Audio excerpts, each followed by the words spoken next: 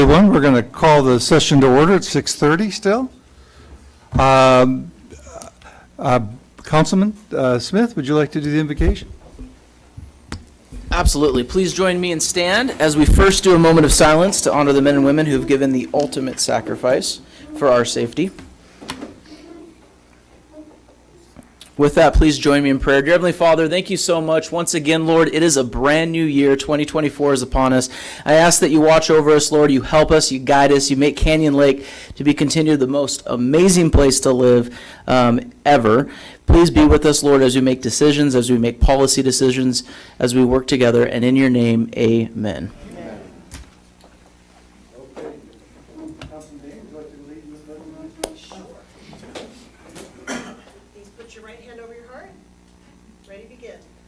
I pledge allegiance to the flag of the United States of America and to the republic for which it stands, one nation, under God, indivisible, with liberty and justice for all.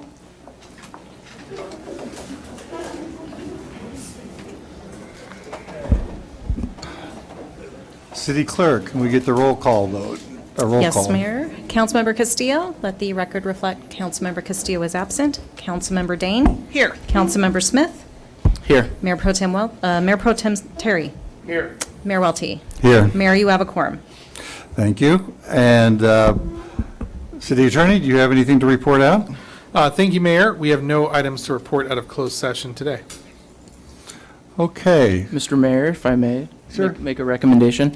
Is it okay with you, Mr. Mayor, if we move committee and council reports ahead of public comments? Yes, we can do that. That Thank would be you. Fine, we can do that. Okay. Leslie Nettle, Citizen of the Month. Why don't you come on up? Do we have the microphone?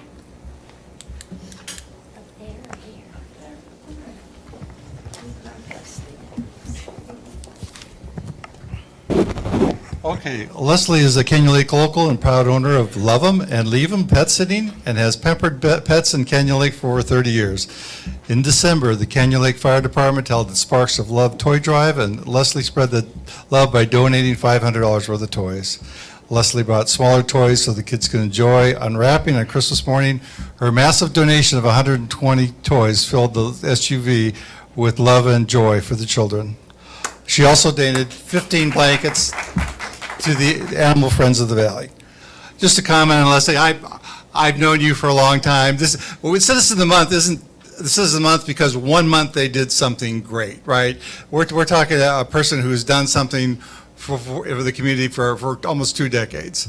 I don't know if you remember me, but we were looking for daycare some 16 years ago, and we came by your house, and you had the pets in the garage and the kids in the yard, and it was a wonderful experience, and it was just a thrilling home. And I'm like, it was really good. We took our child elsewhere primarily because it was 3 miles closer, and that was a big. But I just want to say your work in the community has been noted by me personally for the 20 years, and what a great spirit you bring and your compassion. And when we were talking about the daycare, we said, can we bring our child over on weekends if we need him? And she said, oh, sure, I'll help you, I'll work with you. You felt like, oh, I care about your child, and I'm going to help your life be successful and happy. So I just want to say personally thank you.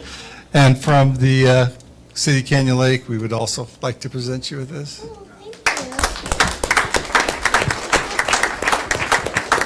Can we all come up for pictures?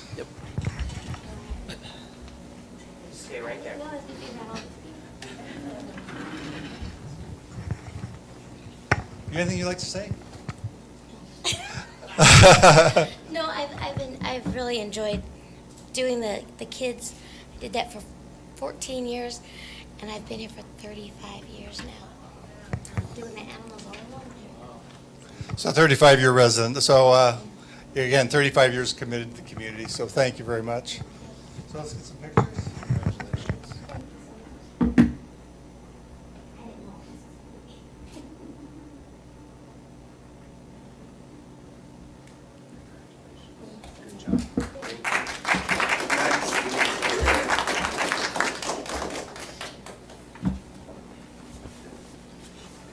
It's going to be a fun year.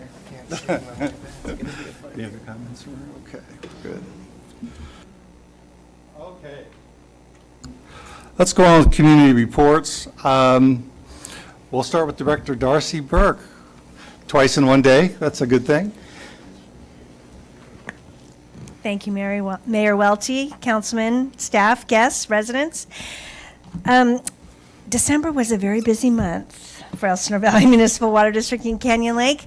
Specifically, we had a sewer force main line break on Village Way, and we had at least 4 water main breaks. So let's start with everybody's favorite, which is wastewater. So that particular pipe break was unexpected. Most pipe breaks are, but you expect them as that pipe gets older. That was not an old pipe. In pipe lifetime, you look at 50 to 100-year pipe. Water's not the for right now business, it's the forever business. That pipe was 30 years old.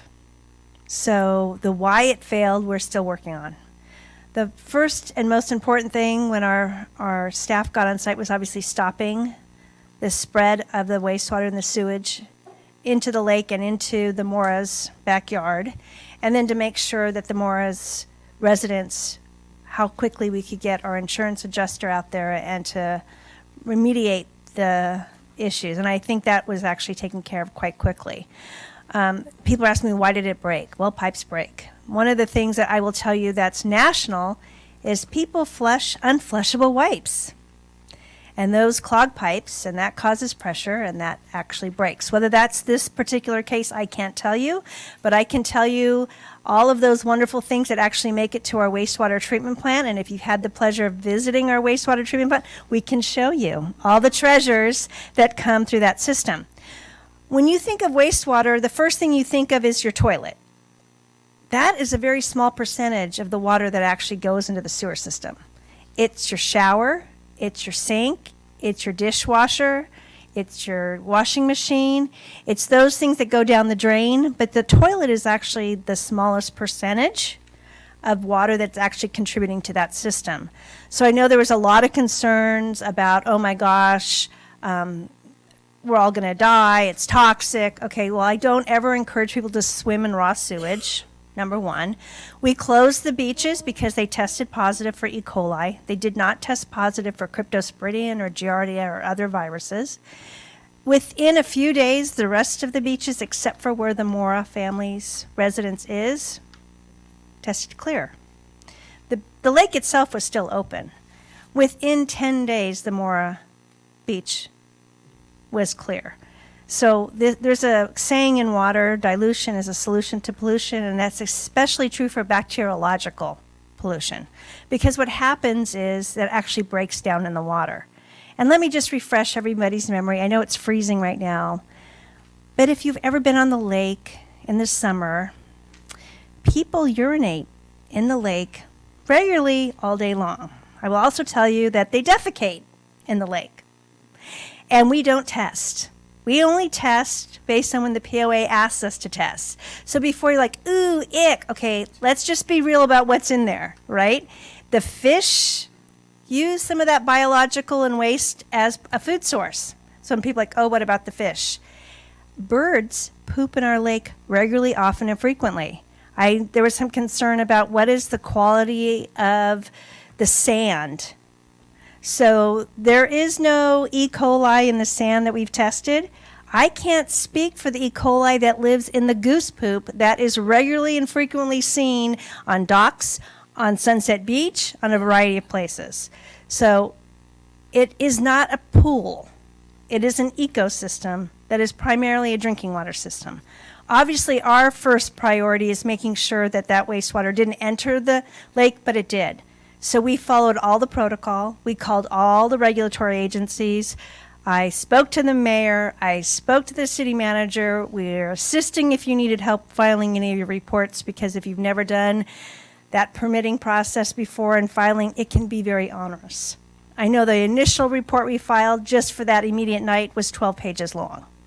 So it's not something we take lightly. And obviously, we're looking first, how do you make sure it doesn't happen again? We have a master plan for wastewater, and we have a master plan for drinking water.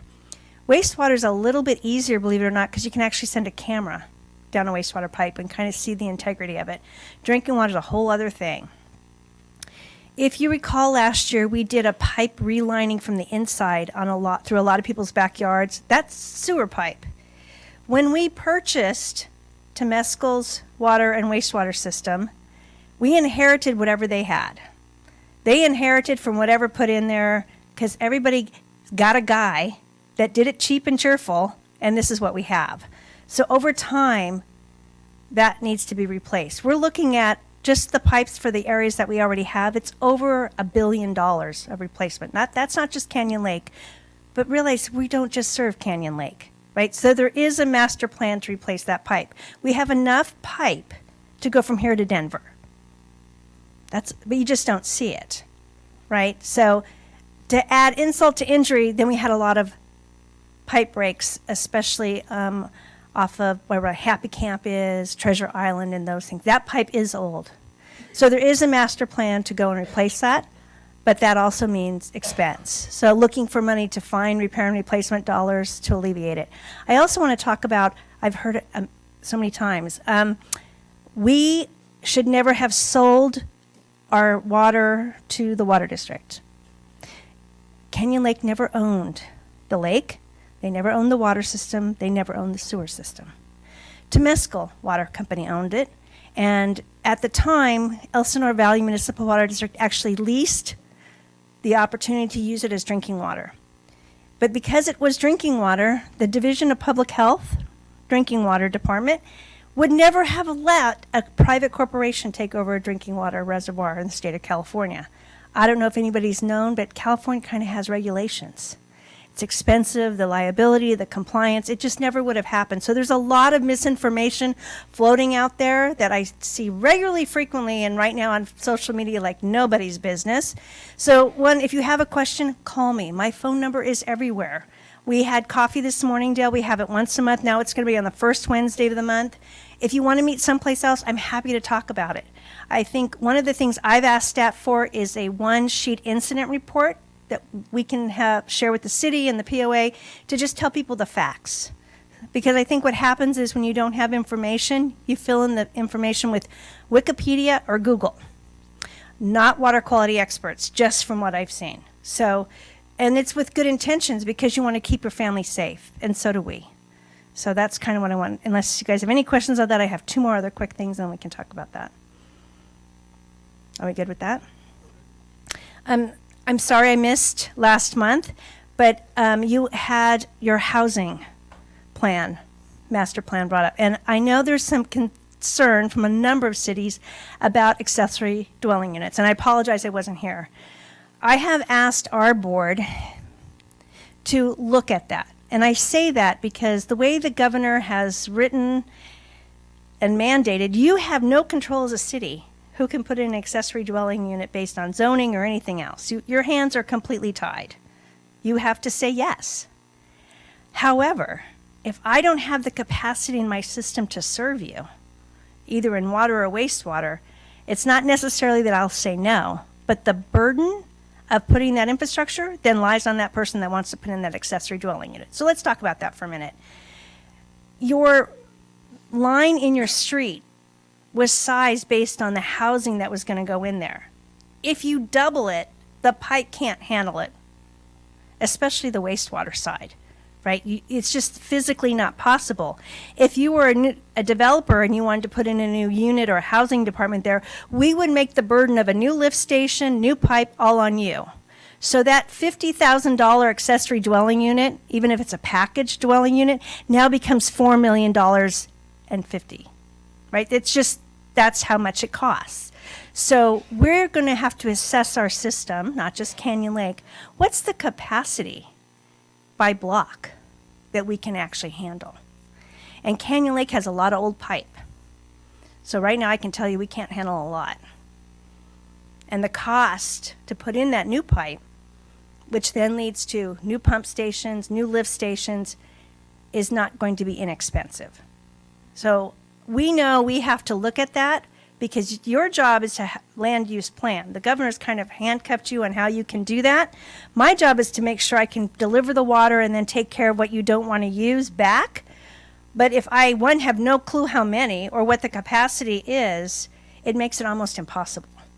And that's why when we were doing the integrated resources management plan, I asked, what do you have coming up? Because we need to plan for it. If we don't know about it, we can't plan for it. And these ADUs are just coming out of the blue. There's no way we could plan for the right size pipe or the right size pump station or lift station if you don't even know it's coming. So it's something we're going to have to look at. So I'm not saying that we'd ever say no completely, but we're going to have to look at it in a holistic manner, what we can really hold for capacity. Because none of our systems, our plants, or whatever were designed for that. That was a surprise.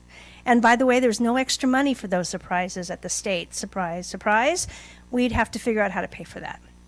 And lastly, I want to thank you for taking action on your dock ordinance. I know it's not always popular with people, but I can tell you from our standpoint, it was a loophole in the lake lease, and it's public safety, and it's about electricity and water. And although there's a water energy nexus, really you don't want the two to meet. So I want to thank you. I think it's not very draconian. It's not intended to be that way. It's really just about health and safety. I know that we've had a chance to review it. I thank you for that opportunity. And if people want to know where it came from us. We asked you to do this. So if people have an issue, again, my phone number's everywhere. So is my email. Happy to take questions.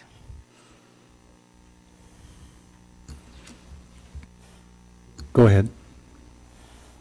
It's more of a comment. I know on Village Way, you and I were texting back and forth, and I had an opportunity to drive through there at about 5:30 in the morning, and you were already there giving the guys coffee. That's leadership. Thank you. And you didn't hide from it. The information was, when we woke up, you had already, can already see your text. And I can't tell you the amount of confidence I have in you, and I appreciate all you did. Your transparency is exactly what our community needs. So thank you very much, Darcy. Thank you. Yeah, thank you and your team. I've been around for a long time, and there's moments where there's been tension between the two organizations, and the last 10 years That's a have nice way been to put it. been amazing. We've stepped each one step at a time to develop a compatible relationship, and I think it's great that you helped us, and we're there now. Thank you. That's all I have. Is hopefully that's enough. Thank you very much. Okay, next community report, Canyon Lake Properties Owners Association update, and it's Vice President Greg Doherty. Please come up. Thank you, Mayor. Happy New Year, everyone. POA happenings, what's going on? Most of these are from last week's open session board meeting. So let's get started. We passed a 28-day reading about personal mobility devices, which is another language for e-bikes and scooters and skateboards that are now going to be prohibited in areas where there are special events occurring. Special events being things like the car show, Fiesta Hopper, where there's lots of people walking around. So you're going to have to get off your e-bike and walk it through those areas, and that rule is in a 28-day reading right now. This was a well-kept secret. They didn't really announce this, but we installed a camera, a live 24/7 camera at the pickleball court. And it wasn't rolled out with a lot of fanfare. In fact, people just discovered that it was there, and it spread like wildfire through the pickleball court. But what it is like I said, it's 24/7. The pickleball people can look at it, which I've done several times already, over coffee to see if the courts are crowded or not. They're less crowded now with our two new courts, which is great. But and there's talk now that's been so successful that they're talking about doing it in other venues, obviously places like the tennis court and places where people come and go.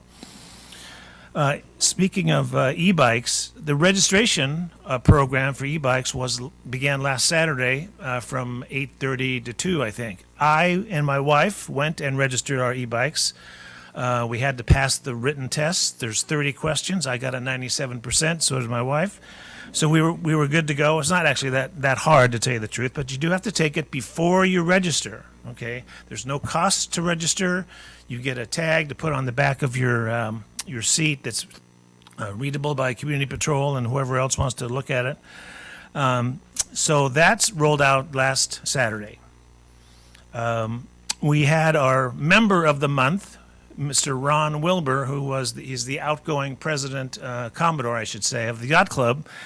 A lot of accomplishments. Ron grew this club last year, from about 60 members to over 400, like a 650% increase. It's unbelievable. He had 44 events, some of which he ran himself, and signature items that we have here in Canyon Lake, sponsored by the Yacht Club, the Parade of Lights, the Commodore's Ball, which was the first time we've had that this year, which is really good, really a success, and of course the Green Dragon. But Rob really ramped it up, and he got the Member of the Month. We also passed a 28-day reading regarding what they call pods, those big white things you've probably all seen driving around, and there's 2 of them on the way down to the lodge. We figured out, obviously, a lot of them have been sitting there too long, and folks were using them for storage, and the ones that we've seen recently were in the street, which is also a safety issue. So we got together and passed a 28-day reading on those, where you will have to get a desk permit to get a pod before it's delivered, and those are quite easy to get. You just walk into the planning and compliance department, they just give it to you right there. I've gotten one myself for another project. Real easy, doesn't cost anything. But when the pod arrives, you'll have 14 days to fill it or do whatever you want to do with it, and then it's got to go, or there's a fine. So that hopefully will prevent those things sitting there for months and months and months, as they have been. We got a report from Eric Kazakov that the lodge is somewhere between 95 and 100% complete. That's the restaurant. He forbid me from saying anything more specific than 95 to 100, but we're very close. And I got a tour of it the other night with the other directors, and you're going to like it. You're going to like what you see. Lastly, the budget process has begun. We all go through this every year. Ours has begun for our May 1st fiscal year end. And so the Finance Committee and the board and everybody's putting pencil to paper real hard and figuring out what our costs and expenses and so forth. And this will culminate in the March 5th open session board meeting, where the board will be tasked with approving a budget for the POA. Okay, any questions? Thank you. Okay, on to our next public report. Canyon Lake Chamber of Commerce, President John Grande. That's Mr. President. No, I'm just kidding. Oh, thank you. Mayor, I'm just kidding. Mayor Welty, Mayor Pro Tem Terry, City Council, City staff, fine and esteemed citizens, I'm thrilled to be here once again. Not a whole lot to report, holidays, and but we do have a few things to talk about. Earlier this week, we had our first evening event of the year, which is our speed networking event. We had it over at Pepe's. We had a good turnout. We had a lot of fun. And more importantly, it was successful for our members and non-members who, or many of them who attended. I heard firsthand after, hey, it was great. I got 2 or 3 new appointments. Looks like we're going to have some new customers, and that's what networking is really all about, right? That and developing relationships.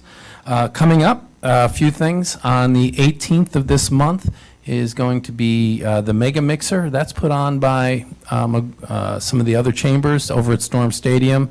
The Canyon Lake Chamber will be there representing us, but it's also just another great way, and every time we go, we always tend to walk away with 3 or 5 or 8 new members as well. So, but we get to meet some of our other, the businesses that are outside of Canyon Lake, which is always helpful as well.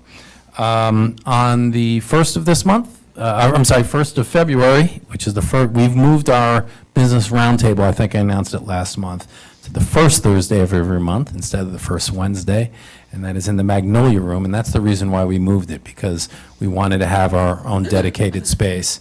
So our next meeting will be on Thursday, February 1st. Rick Tobin of Real Loans will be presenting that day. But the next big event is going to be our second annual pub crawl on February 10th, sorry. Mark your calendars, everyone. That's the day before the Super Bowl. It's right here in the town center at noon. Pepe's, Canyon Cowboy, Pizza, and Sports Stop are the 4 venues we'll be visiting. We had so much fun last year. We're expecting a much larger turnout. I know a few of us were there. If you don't drink alcohol, that's fine. I didn't drink last year. And those who don't drink get designated driver status, which means you get to come for free and get soft drinks for free and enjoy the snacks and the games and the festivities as well. So we encourage that, in fact. On the 15th is going to be an after-hours mixer here at our own country club put on by the Lake Elsinore Chamber of Commerce. And they invited our members in our community to partake as well. And that's going to be in the evening. I think it's a 5:30 event. And on the 20th will be the Women in Business event. This 20th of February, not the 20th of this month. 20th of February will be the Women in Business event in the evening at Canyon Cowboy. A few other things. A lot of us know about Canyon Cash is now available. City stepped up once again, so we're thrilled to give people more reason to use the businesses and cater to the businesses here in the community. I myself have already bought 1 card. I'll be planning on buying 4 more because we're allowed to get 5. And it's basically free money. I spent $100 and I get a $150 gift card or a Visa gift card to use anywhere, not anywhere, but participating businesses here in Canyon Lake. So I encourage all of you to enjoy that. Last but not least, our business of the month, I'm very thrilled to announce, is Massage by Leanna. A lot of us know Leanna right here. Leanna has really been an exemplary, just a great example of a great member. Not only does she show up at the event and always have a good attitude, but she's actually seen success as a result of being a member of the chamber. She's told me on more than a few occasions, hey, I'm glad I came to Parade of Frights. I'm glad I did this because now I've got new clients as a result. So we're thrilled to announce she's Business of the Month. And speaking of businesses being recognized, I'm very proud to announce that our 2024 Business of the Year is Patriotic Arms. So for those of you who know Johnny and Veronica, stop by or give them a call if you have your number and congratulate them. I think that's everything. Any questions? Any questions? I need you to hold on just a minute. Sure. We need to get some pictures possibly, because, you know, you're dressed pretty sharp today. It's the lavender, right? It's the lavender. So Chiefs, go ahead and step on up. Excuse me. Yes. It's my turn. As many of you know, last month on December 16th, we hosted at the fire department our first Donuts with Santa. And I can tell you without question, it was a very successful event because of 2 reasons. 1, we had donuts. 2, we had Santa.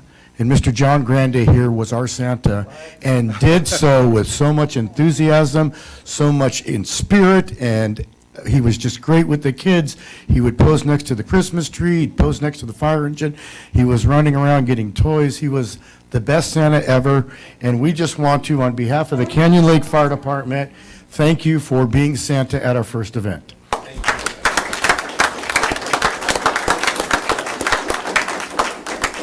That's okay, they got me earlier. And You guys to- want to get a picture up here? And to my 4-year-old and 6-year-old that's watching this is what Santa looks like in the off season. So be very mindful of that, children. Pardon? Oh, you know, we've never met a Santa with a Jersey accent before, but where I grew up, thank you very much. It's very kind.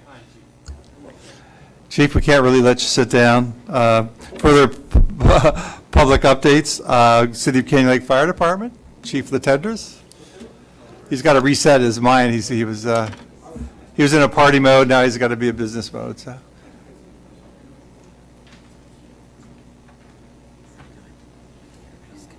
Mr. Mayor, do you want him to go first? We have code enforcement actually ahead. Oh, I'm and then sorry, did I Sheriff's miss- Department. So, but it's up to you if you prefer to move him up. Oh, I'm sorry, I missed the thing. I jumped ahead. Let's go, we're going to have Lake Esteban Unified School District, trustee Jeanette Vanderpool, you want to come up and, are you here today? Actually, Not I here. think she's not here, sorry. Okay, it was on the list, we don't see her, but that's okay. Let's go with the City of Canyon Lake Code Enforcement. Ruby? Sorry, I jumped ahead on the page and went past you a little Okay, bit. I was We do confused. appreciate you coming, though. Thank you. Good evening, Mayor, Mayor Pro Tem, council members, staff. So my monthly report for the month of December, we had 1 structural violation, 1 MPDS violation. We had 5 verbal warnings out on BLM and 1 burnt razor with the frame remains. We did have that towed out yesterday. We had 2 abandoned or inoperable vehicles. 2 short-term rentals were found. Notices were issued, and we are working with the property owners on these. And then down to our residential rental registrations. Currently, we have a total of 324 registered properties. 9 unregistered properties were found in November. 6 have complied, 3 are still pending paperwork submittal. 16 inspections were conducted. And then down to our business license, we had 2 new home occupations registered, 6 new out of city, and 206 renewals. And that is all I have. Any questions? Yeah, just a questions for our landlords that are 3 pending. Is the communication there? Yes, Cool. they picked up paperwork, so we're just waiting for that to be submitted. Perfect. So out of was it a total of 9 that you found? 9, All of them are commutative. yes. Cool. Thank you. Thank you very much. Thanks. Okay, remembering to put my glasses on, we're going to go on to Riverside County Sheriff's Department, Lieutenant Edwards. Evening, Mayor, Mayor Pro Tem, Council, staff. Got your quarterly report for you. It encompasses October through December. So for October, we had 364 calls for service. November, we had 323. And December, we had 356. Out of those in October, 4 felonies, 0 felonies in November. We had 2 felonies in December. Misdemeanors, we had 3 in October, 3 in November, and we had 4 in December. Going into our Part 1 crimes. For October of 23, we had 1 assault, 1 sex crime. November, we had 1 assault, and December, we had 1 assault. Property crimes continued. So burglaries, we had 0 in 2020, October of 23, 3 larcenies, 3 vehicle thefts. November, we had 1 burglary, 3 larcenies, 0 vehicle thefts. And December, we had 1 burglary, 6 larcenies, and 2 vehicle thefts. For traffic, for October, we had 9 collisions total. 5 in November, we had 9 in December. 0 fatal traffic collisions for all 3 months. Total citations, we had 5 for October, we had 8 for November, and we had 34 for December. I don't know what that was from. And then we had 3 DUIs in October, 2 in November, and we had 4 in December. This goes over our average response times. Priority 1 for October was 10 minutes, 3 seconds, 30 seconds. November was 5.6, and December was 7.2. And then you can see the priority 2s, 3s, and 4s. And then lastly, I know we get a lot of questions on how do we contact us or when we should contact the Sheriff's Department. If there's a suspicious vehicle or person in your neighborhood or around your house, please call us. Have us come out, have us investigate it. Better safe than sorry. You're not bugging us. If it's an emergency, obviously call 911. If it's not, we have the non-emergency line here. And another great option, if you know of something going on in your neighborhood and you want to remain anonymous, you can use the We Tip. Log onto the website, provide that information. Most of those come directly to me, and then I source them out. But that's it for the quarterly stats. Any questions for me? Councilman Dane? First. So with the calls for service, so we have, 356, but just some arrests. Is there what types of calls are those? Are they mostly theft, or is it it's all just over the across place. the board? It could be 911s, it could be reports of reckless drivers, could be alarm calls. It's anything and everything under the sun. Does it count the online reporting too, or just calls? It encompasses everything Canyon Lake related. So if it's an online reporting and it pulls a Canyon Lake file number, then it's encompassed in Okay. that number. Okay, Yeah. thank you. For clarification, Mr. Mayor, if I may. Call for service is also a deputy seeing something suspicious and getting out of his vehicle, assessing the situation. That's also call for service. Yeah, so Just to be clarified that it doesn't have to be a Canyon Lake calling 911. It can be the deputy's prerogative to move forward with an incident, and that's also a call for service. Correct. So this encompasses all file numbers. So if a deputy does a traffic stop, they pull a file number for a citation. That's how it's tracked, and that is in those stats as well.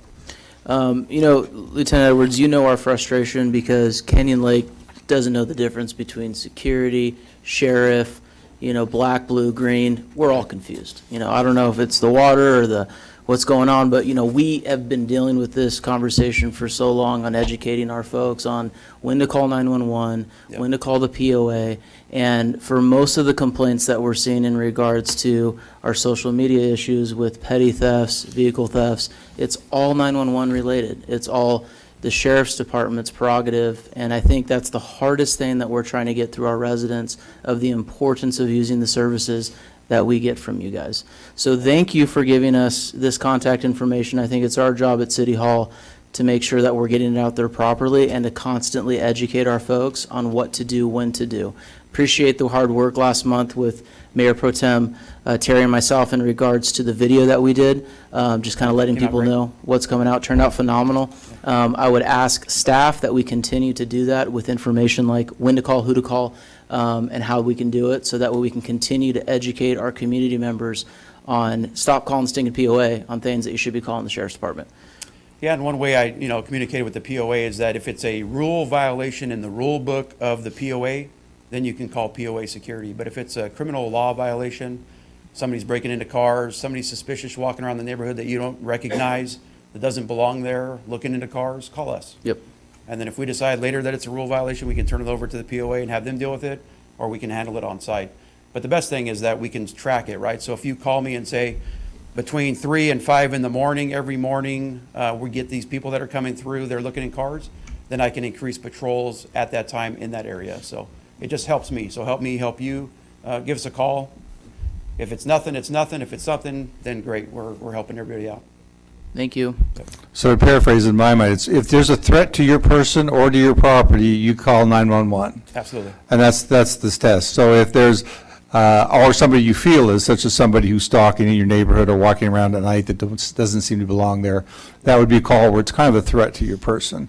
So in that case, is if you see some kid on an e-bike that doesn't have a sticker, that's not your thing. That's not our thing. And so, just to put it in perspective. Right. And we do appreciate the patrol and all the work they do, because their presence is a deterrent, so. Absolutely. You did have a focus on some DUIs on Railroad Canyon during this period.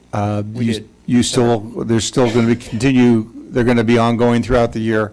Correct. From what I understand. So, Yes. just to be aware that the Railroad Canyon is not a safe place to drink and drive, so put that in your calendar that all year, no drinking, driving on Railroad Canyon, because the sheriff will be paying attention to you, so thank you. I would say drinking and driving in particular, don't do it.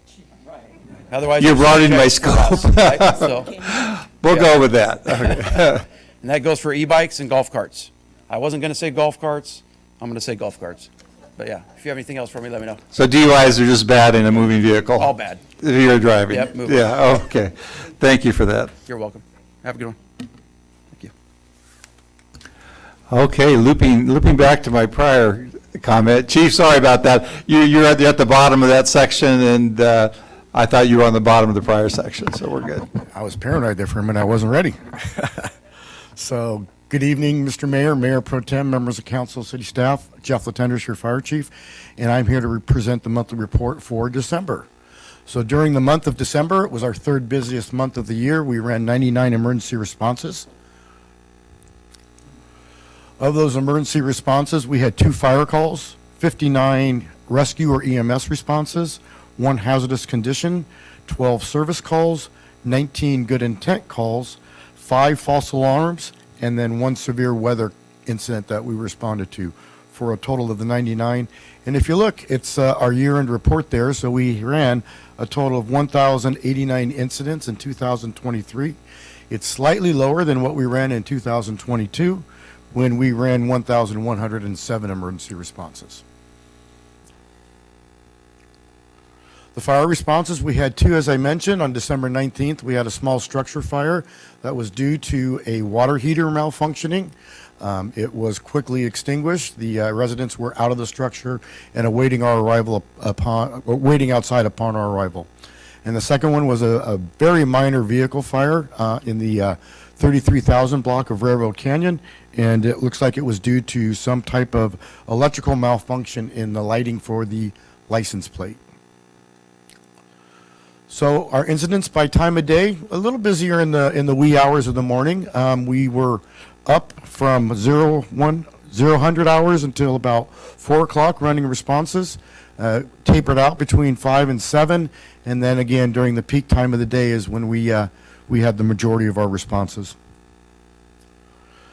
Where did those responses occur? Well, again, single-family residents are our most common, but we did have 2 responses at the fire station again. So for the entire year, we responded, or people responded to us 21 times during the entire 2023. So I can say, and I'm sure it will be brought up this afternoon, Councilmember Smith and Mayor Pro Tem Terry and I put together a public information video on the necessity of calling 911 versus responding to the fire station, and I'm sure that will be released very soon. Our average response times went up just slightly, but we're still doing well there. 49 seconds for turnout time, 5 minutes 4 seconds for travel time, and 5 minutes 53 seconds for our total response time. That's 50% of the time we're meeting that requirement. But what we really like to place our eggs in one basket is 90% of the time, what are we doing? And so 90% of the time we're getting out of the station for EMS responses in under 1 minute 24 seconds. Our travel time is 6 minutes 32 seconds, and our total response time is 8 minutes and 6 seconds. So out of our department goal policy, we're only meeting our turnout time, but that's the only time that we really have control over. We can't control where the incident is and where we are. And as we look at our heat maps, we're finding that a lot more of our calls are along the Railroad Canyon corridor, and that's almost as far away from the fire station that we can be. And this is a map dictating that. You can see right along Railroad Canyon, a lot of the calls occur in that area. Automatic and mutual aid, during the month of December, we responded 19 times outside the city to assist our neighboring partners, 15 times in Lake Elsinore, 3 in Menifee, 1 in Good Hope. This year, Canyon Lake responded to a total of 179 responses outside the city. 140 of those were in Lake Elsinore, 21 in Menifee, 7 in Good Hope, 3 in Wildomar, 2 in Paris, and then 6 others when we were covering other fire stations for special events. And again, I'd just like to clarify that this is from the zip code of the incidents. If we look at the maps here, we can see a little bit more clearer where those responses are. So during the month of December, we had 11 in Lake Elsinore City, 3 in Meadowbrook, 3 in Good Hope, and then 2 in Menifee. And then for the entire year, you can see where they're populated, and the yellow are where there's 45 or 44 different responses just in those areas. So the Meadowbrook area and along the Highway 74 corridor is where we're frequently being requested to respond. How much mutual aid did we receive? Well, during the month of December, CAL FIRE came into the city 9 different times. So for the entire year, CAL FIRE assisted us 98 times compared to the number that we assisted them. I know sometimes it's asked if that is equitable, and again, I believe it is. These are incident responses and not unit responses. So when we have a structure fire, CAL FIRE may send mutual or multiple units to assist us on one engine. So I believe it's still a very equitable agreement that we have. We continue to monitor it, and if there's any changes, we'll bring those forward. And this is where they've come in so far this year to assist us. And you can just see, you know, when we're busy, they come in wherever that next call is for us. Training hours during the month of December, the A shift had 27 hours, the B shift had 31, and the C shift had 33. And like we say, blood, sweat, respect. The first two you give, the last one you earn. This month our focus was on hose evolutions. We did our annual hose and ladder testing. We have trained all of our personnel on low-angle rope rescue. We are getting ready to kick off our fire prevention program, and all personnel are receiving training on fire prevention and inspection processes. Our reserves trained on low-angle rescue. We did workers' compensation training so that we understand the process to go through. For emergency medical trainings, we did our quarterly, what we call our heart training, and then our last crew went through live fire training at Ben Clark.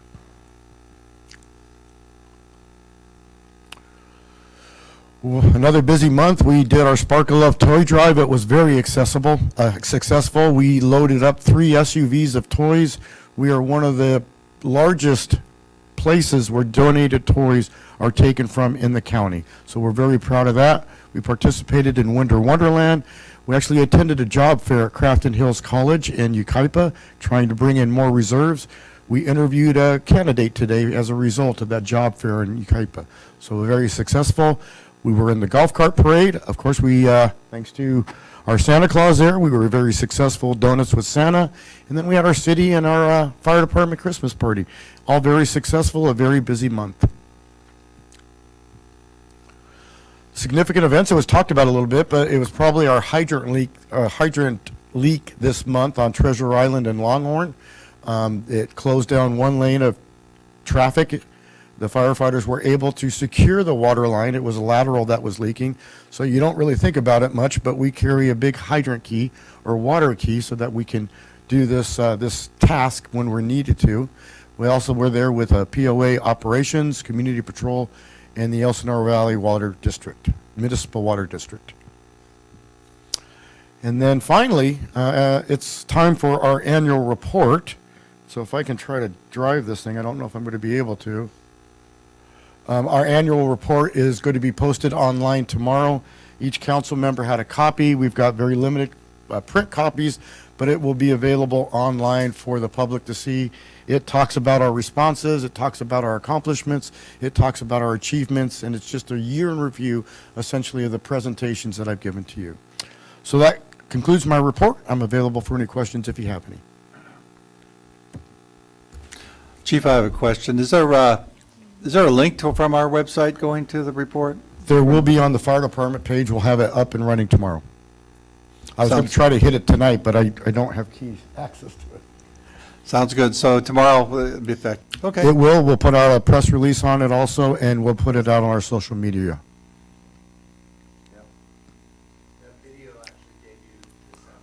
Oh, outstanding. About an hour after we filmed it. So Good. you look good. Thank you. I hope I look taller. Okay, thank you. Okay, thank you, Chief. Moving on, we're going to go to committee and council reports and comments. Councilman Smith, would you like to start? Sure. I'll kick us off. Happy New Year's, everyone. Really, the only report I have is I had a baby. So my life's been busy. Good health this year, right? So I'm going to give just a quick little real estate update because that's kind of my thing. Canyon Lake actually did pretty good in regards to, COVID was nuts during real estate, as most of us know, but values are still pretty substantial. Looking at $690,000 to $700,000 evaluation for Canyon Lake as a whole for 2023, 12.2% increase from 2022. Interesting enough, our square footage is the second highest in Southwest Riverside County. Temecula gets us by $15, but Canyon Lake is averaging $340 square foot, and we're the second highest median in price for Riverside County. So, I mean, at least down here in South. So it's pretty good. So if you own a home in Canyon Lake, keep that 401k, keep mowing your lawn and making it pretty. Couple things to report on my regional stuff. RCTC, one of the big things we talked about, and I'm glad they were able to come out and do a presentation on some of the stuff that's happening in the region. The big conversation for that committee is looking at a sales tax measure to increase traffic, construction, and improve on, Rail 15 freeway because of the expansion issues that we're dealing with San Diego traffic. So that's the big conversation that the regional board's having, is if we want to bring a sales tax to the county, to ask for an additional cent, which would bring, I think the evaluation was 800 million or so. Don't quote me on those numbers. So that's going to be brought forward to the commission most likely in April. So I'm going to be looking to my colleagues on this council on what decision they would like me to make in that regards. RTA, which is Riverside Transportation Agency, they were crazy enough to nominate me as the chair. So I start my chairmanship this month of that regional board. I'm looking forward to it. I think we're going to do some creative and new things there, and I'm excited. Other than that, Mr. Mayor, I yield the rest of my time. Okay, Councilman Dane?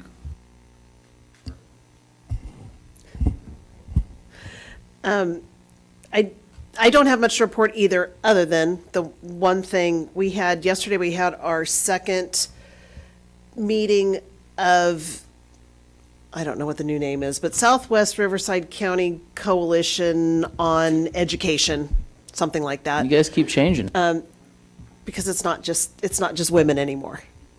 So pretty exciting to see this group of, how many people? 40? 30 or 40 people.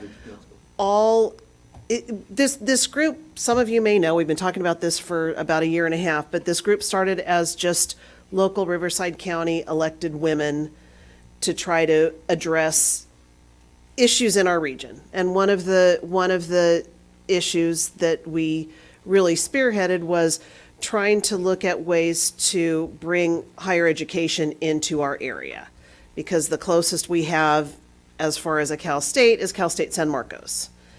And a lot of people know that Cal State San Marcos has a satellite campus in Temecula, and we've been working with them to try to expand that so we can have very targeted types of degree programs, specifically nursing programs and business programs and things specific to this area that can really help keep people in this area. Instead of going away to college someplace else and staying in that area, a lot of people stay in the area where they go to college.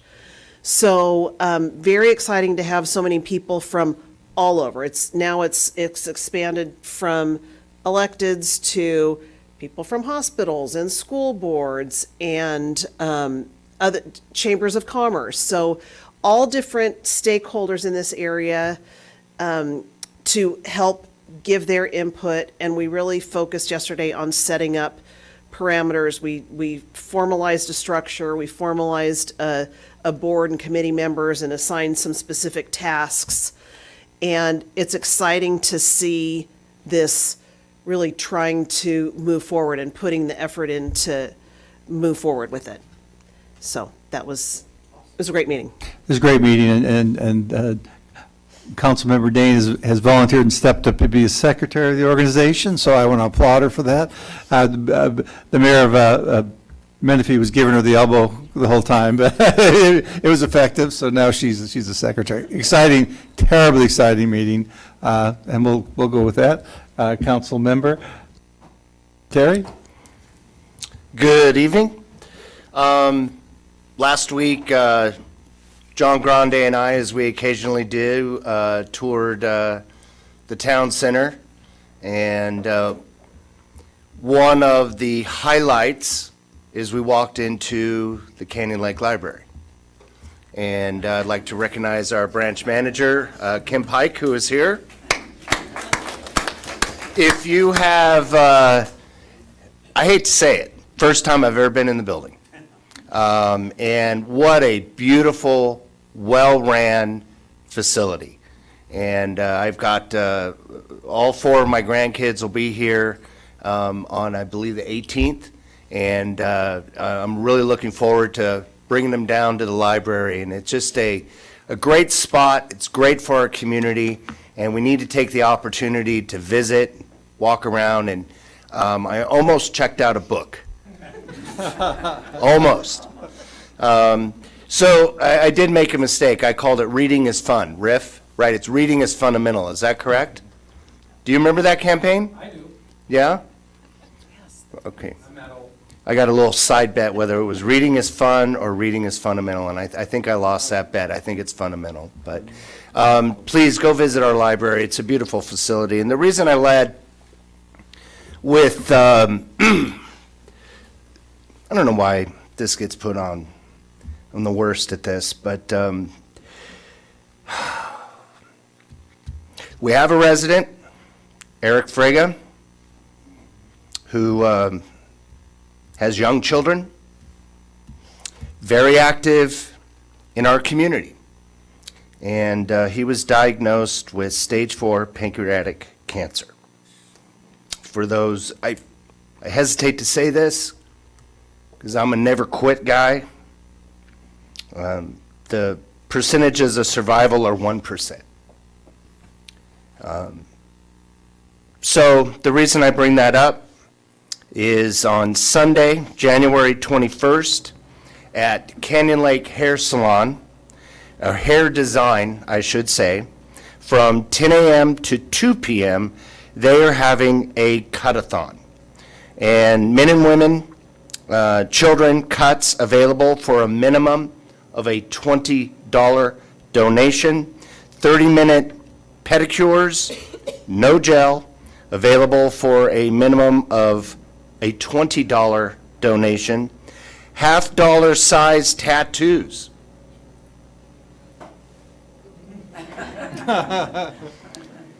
For a minimum of a $30 donation. I don't have tattoos, but that seems like a really good deal. What's that? We can match arms and get two right there. Yeah. 10% of the proceeds from coffee and treat sales will benefit the family. I encourage all of you to go. Donna, I know you're here. Hopefully we can increase the publicity on this. I know that we also visited Patriotic Arms on that day, and they have about $20,000 worth of items that have been donated. I don't have the information on when that auction will be, the 27th, and will it be at Patriotic Arms? Sports Stop. And I believe that the Sports Stop is opening up to the event, correct? Oh, yeah. Only the event. So let's support Canyon Lakers and see what we can do and help the family. Thank you. That's really the wonderful thing about being a small town. If we were in LA, we wouldn't be identifying a haircutting salon and a restaurant to do fundraisers. This is a small community. We can keep that on the top of our mind as we go through our lives every day, that we're all neighbors. So what a wonderful thing that reaching out, it goes on here. I'll go over my committees. I did Northwest Vector Control. We'll call them the mosquito people. The discussion was basically about bees and Africanized bees. Essentially, really the bees are identified by their behavior, not by visually looking at the bees. So the comment is that if you feel a hazard, what do you dial? 911. So if people are getting attacked by these swarms, I don't mean the one bee that's swimming, flying out your window, but I mean if there's people getting swarmed, dial 911 and get some assistance out. And that was their comment. They're deterrent, but they're not in the emergency business. I also went to SCAG, Southern California Association of Governments. I'm on the Environment and Energy Committee. Their discussion was basically on data and how the data on their website has to be properly vetted before it goes on their website. If you want to know anything statistically about Southern California and you want the data, go to SCAG, scag.org. They'll tell you literally anything you want to know about how fast the area is growing, what income levels are, but that's a wonderful source. And their discussion was how do they make sure that junk doesn't go on their website. So that was that discussion. They're also working on this Connect California plan. They're asking for any comments. They're due tomorrow. This is about how they're going to plan transportation in the future, covers rail, bicycles, freeways, cars. So it's a very interesting place to go, very complicated, though. One of their discussions is their 15-minute cities, of how we all can get around in 15-minute cities. And as I said earlier, we are an electric car place. Because of our golf carts, we probably have more electric transportation per capita than anywhere around. And we were at breakfast, coffee with the mayor this morning, and Tony said, man, you got to do whatever you can to give us access for these golf carts to get around, because we want that small 15-minute neighborly feel. We don't want to feel like we're a huge metropolitan area, and we are always working on that. How do we make us feel we have all the access to everything we need here? We don't necessarily have to leave the town to go do our do shopping, go do our dining in particular. So we're going to, that's one of the major goals we have, is how do we create this place where people want to shop here? So SCAG is on board with that. Hopefully they have some grant money, hint, that we can get to do some of the work. Also, I'm on the Lake Elster San Jacinto Watershed Board. They're going to have their summit in the next couple of months, so if anyone's interested, as soon as we get the information, we'll get it on site. I'm hoping a couple of council members and staff can make it. It's a terribly interesting thing. As you know, the lake is really our pride and joy, and the watershed is basically how we protect the lake. So that's that. Just want to continue with Jennifer from yesterday. We have this chicken and egg problem. If we don't have the educated people here, technical businesses won't move here, and educated people won't move here without the technical businesses. And I think we're kind of at this tipping point with education, right? We've got to kind of make the move to become to try to get some sort of Cal State exposure here. And CalStart San Marcos is doing a great job. MSJC is connected with San Marcos, so you can kind of flow freely from Mount of San Jacinto to the State College. You can stay here. They're having guides for that, or they have a plan for that. So any of you parents who are thinking about your kids in college, please consider the MSJC/San Marcos route. And as they have joint campuses, it's a great opportunity for our kids to get educated without having to go to LA or San Diego and never see them again, because they never come back. So it's something we need to pursue, and we are going to pursue it, and we'll keep you informed. I think it's important enough. So that's all I have for comments. Just to round out the comments, we are now going to go to public comments. So those people in the public have the chance to come up. This is on non-agenda items, so if you have a general comment about what's happening, feel free. Do we have any cards on? Mayor, we do have one. We have Kim Pike. Okay. Mayor Pro Tem, and council members, thank you for having me today. I actually, Mr. Terry, you had made a comment that you were going to bring your grandchildren to the library on the 18th. Unfortunately, the library is closed on Thursdays. And that actually leads me to what I came here for today. We are open on the 19th as well as on Saturday. But one of the reasons I came tonight was to make a plea, actually, if you could consider opening a conversation about renegotiating the contract with the county on the number of hours that the library is open. We get requests on a weekly basis to be open on either Tuesdays or Thursdays. And I keep telling them, talk to City Hall, talk to the council, talk to whoever you can, because that, from what I understand, is up to you. When I speak to our deputy director at the library and I said, hey, we need to be open more often, she said, well, the city regulates how many hours we can be open. And part of the request was based on how the population has grown, and not just within Canyon Lake, but just outside of Canyon Lake. Within a 2-mile radius, we have grown from 7,000 people to over 30,000.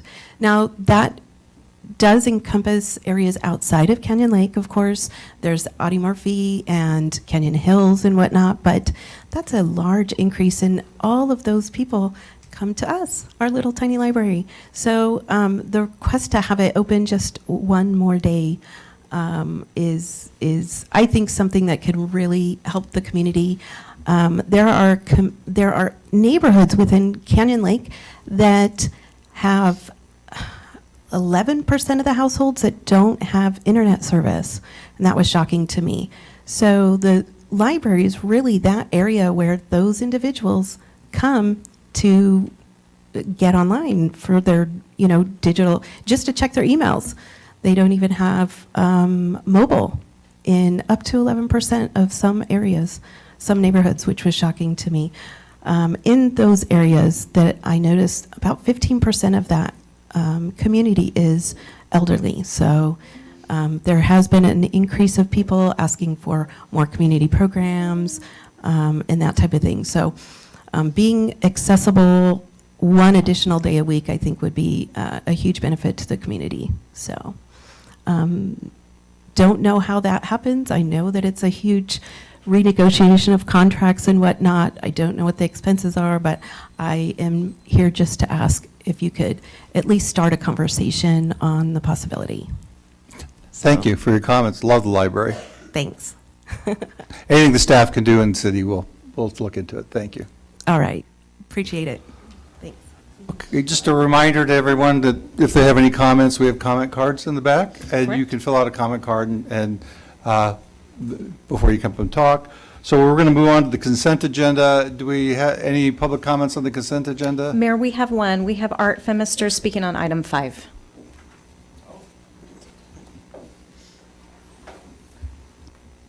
Get my timer started here first. 5 minutes, is that what? 3. So I want to speak on the dock ordinance that's coming up inside there, and I want to first say I know the staff worked very, very hard on this, and compared to last year, it was night and day, so that's a big difference there.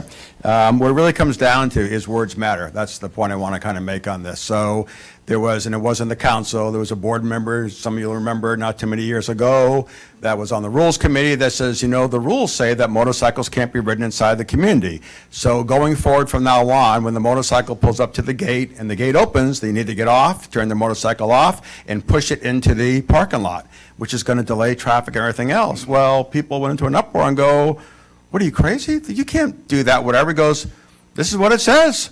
This is what the rule's written on that. So words matter when you put it into an ordinance on that, because when you're all when you're not gone, when you've transitioned out of this into you're back to your normal life, if you will, on that, and staff moves on, you win the lottery, and you all go somewhere else on that, and all new people come in, they go, well, it says right here, X, Y, Z, and you go, well, you didn't mean that. So I think 3 parts of the ordinance are perfect on that: the superstructure, the electric, and how you'll find us and put us in jail. Those are all very specific. If those were to be a speed sign, I would put that down as this, 55 miles an hour. Very, very clear inside that. You see that, you know what it is, 55 miles an hour, you know what you're going to happen.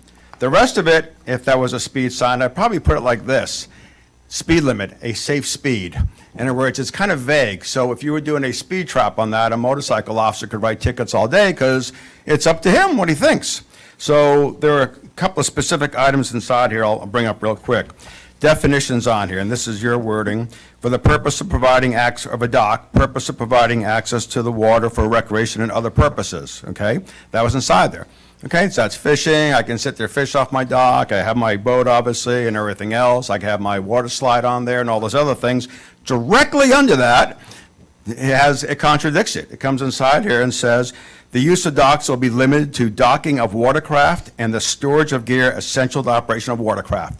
So that means I can't put my fishing poles in the rack. I can't have my water slide anymore. I can't do this. I can't do that. It says right here. That scares me, because someone else comes in that just has it out for boaters, whatever. They can go to this and go, right here, you're going to jail, Art. Call Lieutenant Edwards, hook them up. Mm-hmm. So, another example in here would be, no dock shall pose a hazard to public welfare, navigation, and water. Public welfare. I go, well, what does that mean? Public welfare, how does that relate to a dock? So I went to the law, I'm sorry, I should have brought my glasses here. The lawinsider.com dictionary that defines law and words and stuff like that. Public welfare definition for that was, public assistance means any aid or relief or granted on behalf of an eligible person, blah, blah, blah, blah, blah. Basically welfare. That's what it's referring to. You're saying public welfare. Does that mean I have to have a soup kitchen on my dock? And the last part, 'cause I know I'm running out of time, when you talk about good repair and debris, define good repair. If I have a plank that's a little loose, is that not good? Debris, does that mean I can only have a square foot of duck poop on my dock, or the whole thing can be covered in dock, whatever? So I know I'm out of time, so that's all I'm asking, that you give consideration to that, but I know you don't mean any ill will. I know, thank God Darcy's not here, because she'll kill me if she heard me say these things, so. Thank you, Art. So, thank you very much, I appreciate it on that, so.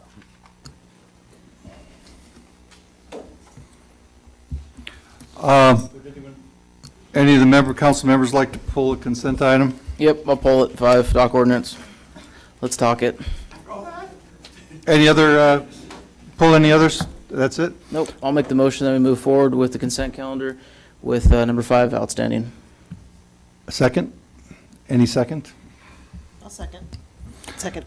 Okay, moving on. Let's take a roll call vote on the consent agenda, absent item 5. Councilmember Dane? Aye. Councilmember Smith? Aye. Mayor Pro Tem Terry? Aye. Mayor Welty? Aye. Motion passes.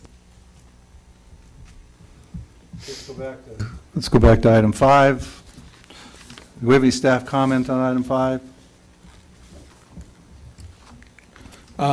Yeah, this is the second reading of the ordinance, unless the city council has specific questions regarding the ordinance.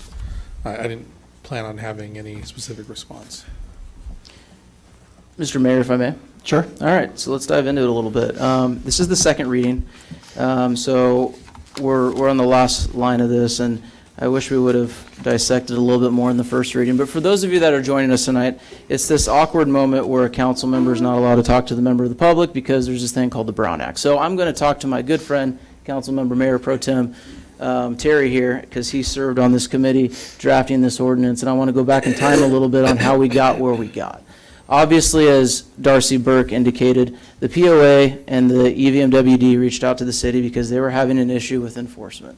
They were having an issue with docks that were decapitated and creating issues in the community. More importantly, they were having issues with electrical issues. And we made it very clear that the city has no interest at all in being in the dock business at all. That's not the jurisdiction of us. We don't have the staff to do that. We don't have the resources to do that. And frankly, if our building official was here, David, he will tell you that he believes that over 98% of the docks in Canyon Lake are actually up to par and absolutely perfect. His words, not mine. So the intent of this ordinance, which was handed and tasked to our mayor and mayor pro tem, which I think you guys have done a phenomenal job, and I want to applaud you on the hard work on this, especially from what it used to be, is something that the city is doing their just in regards to making sure that docks are as safe as they can. I can assure you, to anyone who has any concerns about this ordinance, the city is not going to be in the dock business. Now, I can allow my city attorney to express the interest in how we define certain words, but in Sacramento, we hear things called shell bills, and those are bills with one line, and they fill them in later. This is not one of those scenarios at all. This is allowing a constituent in the community to ensure that the city of Canyon Lake is going to make sure that their kids are safe when they're swimming around docks. They're going to make sure that there's not going to be super docks, which is exactly what EVMWD asks of us. So I would just ask the city attorney, if you don't mind, can you clarify some of the defining words that we have through this ordinance? Sure. So it seems that the primary concerns relate to the general standards section, which is subsection A of 80330. I did want to point out, I found the public comment interesting when it related to speed limits, because actually Vehicle Code Section 22350, which is the basic speed law of the state of California, states that no person shall drive a vehicle upon a highway at a speed greater than is reasonable or prudent. Goes on to say with due regard to weather, visibility, and traffic. There are certainly roads that have posted speed limits, but there's also the basic speed law of the state, which does not tell you specifically how fast you should be driving at any moment. It requires you as a citizen of this country to exercise good judgment.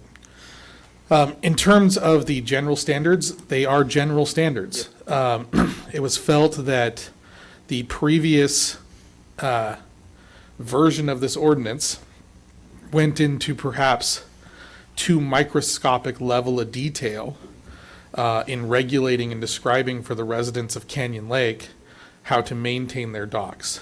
I think the general philosophy was we've had docks now for over 30 years. Many of us are capable of being responsible citizens and maintaining it. And we don't need 20 pages of regulations from the city government explaining to us how to maintain our docks. So we attempted to provide general language here that would put the public on notice as to what concerns the city had other than specifically superstructures and electrical systems. Those three things were that the dock be maintained in good repair and free of debris. That is language that is used elsewhere in the code for other items. So for example, if you were to go to chapter 9.25 of the municipal code, when we're talking about signs, there is a requirement under 925.120 that every sign in the city of Canyon Lake be kept in good repair. We did not have to specifically list out for every owner of a sign in the community what we mean exactly when one is going to be not in good repair. Another, a reasonable person reading this ordinance would understand that, you know, a slightly loose piece of timber or on your dock is not a threat to public health and safety. It's not what we're looking at for here. In terms of the other requirements, that would not be how I would define public welfare. Welfare is one of those words that has more than one meaning. In this context, we're talking about the public safety and welfare. So if we're not talking about monetary compensation to individuals who might be impoverished. So when we're looking at subsection 2, we are looking at docks that are dangerous, right?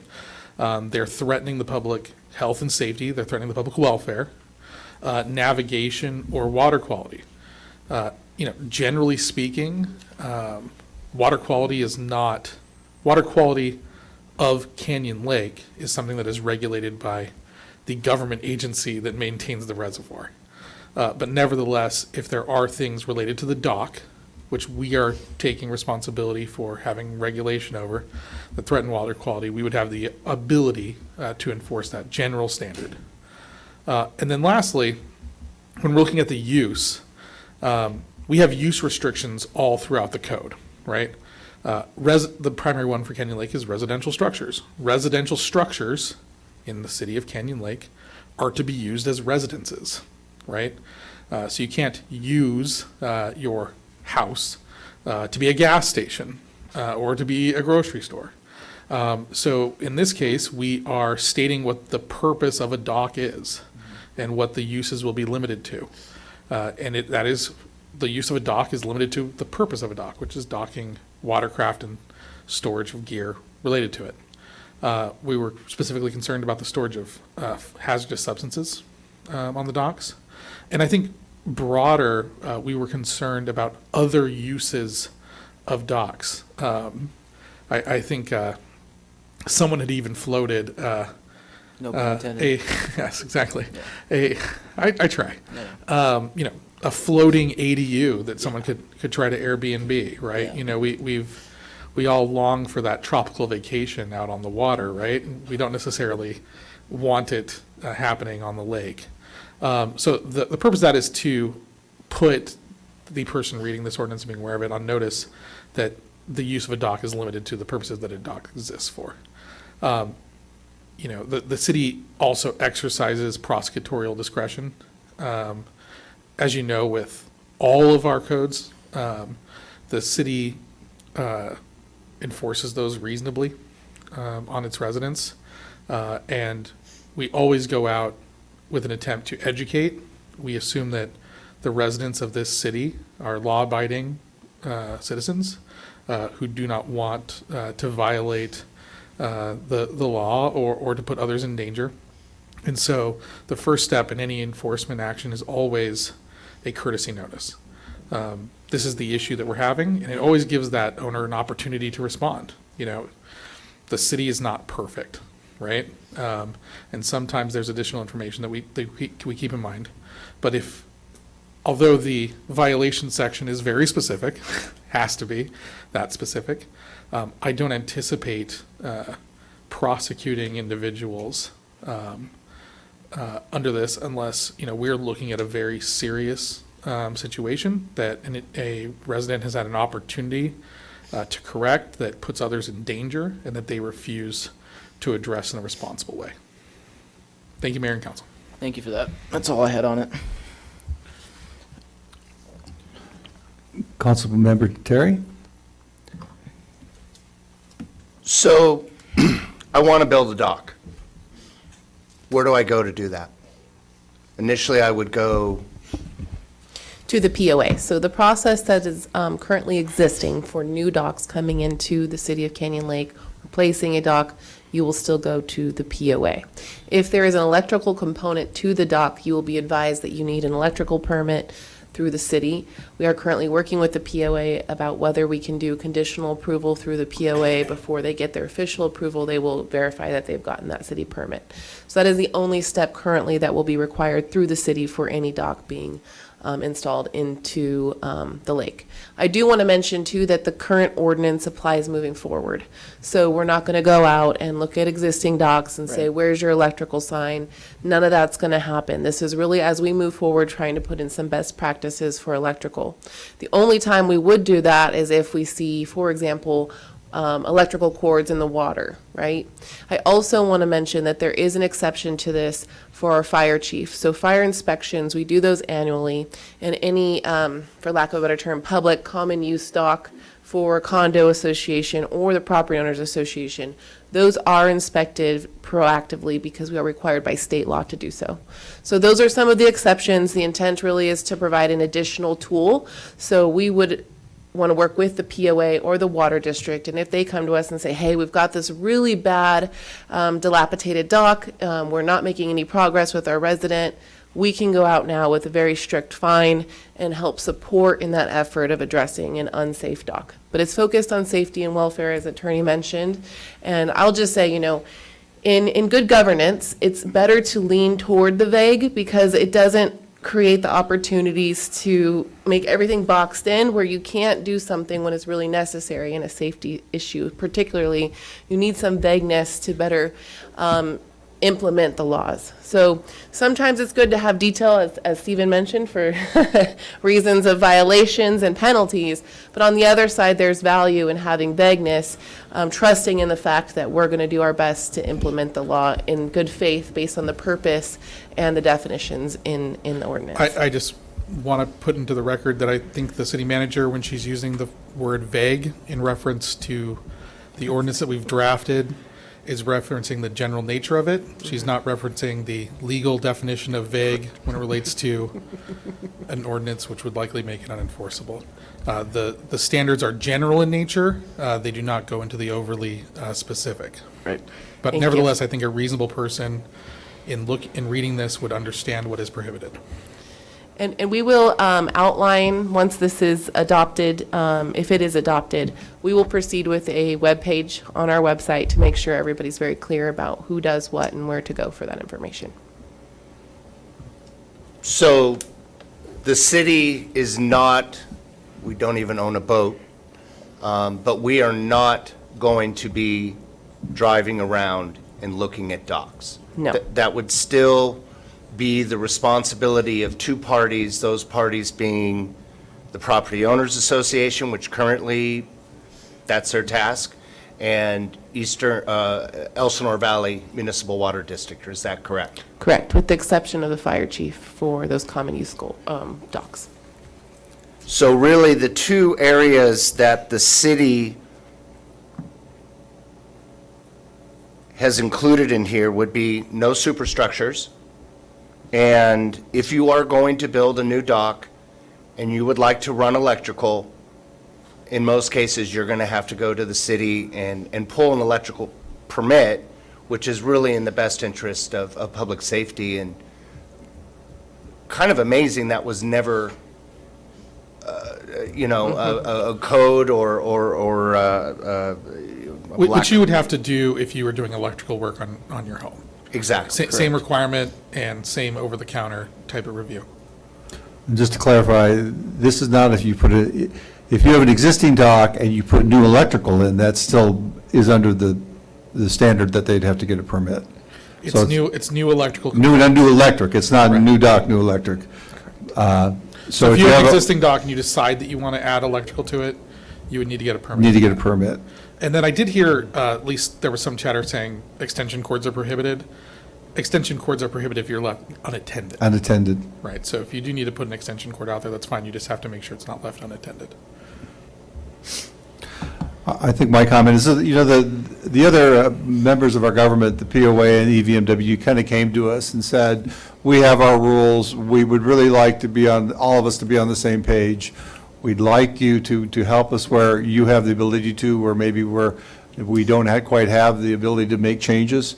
We are in no sense, the penalties for this is not significant, and I think Stephen says it the best, is that we are going to contact and be courteous.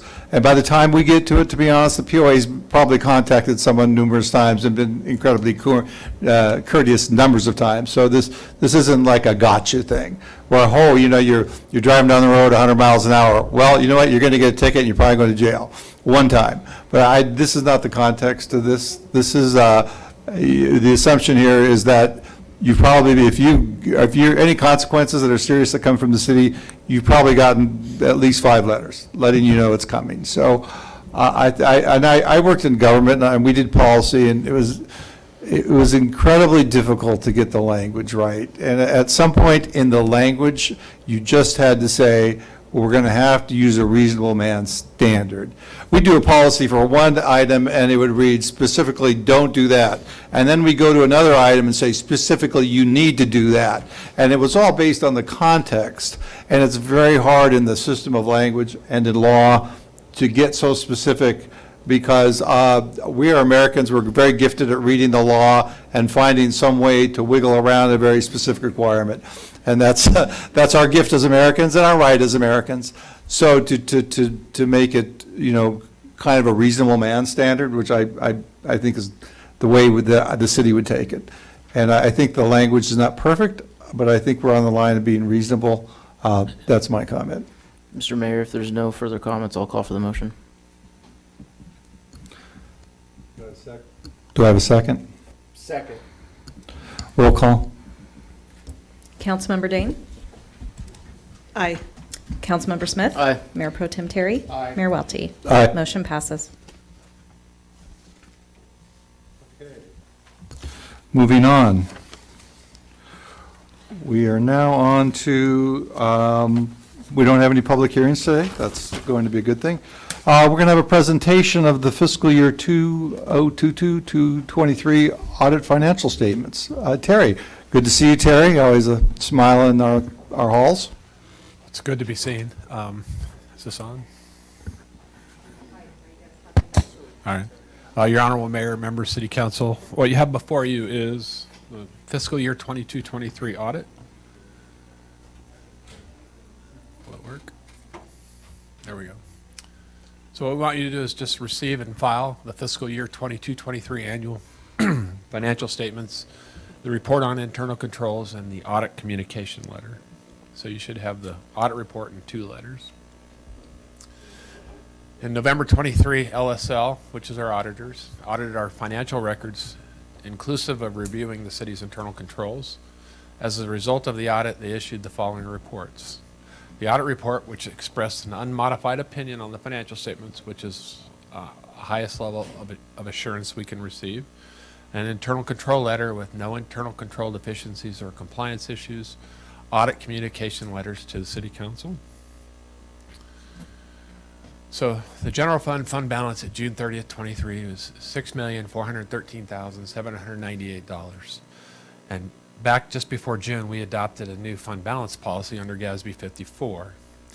So it created those non-spendable, committed, assigned, and restricted. So the non-spendable, which is $151,775, represents prepaid items at June 30th because they're already spent. We can't respend them.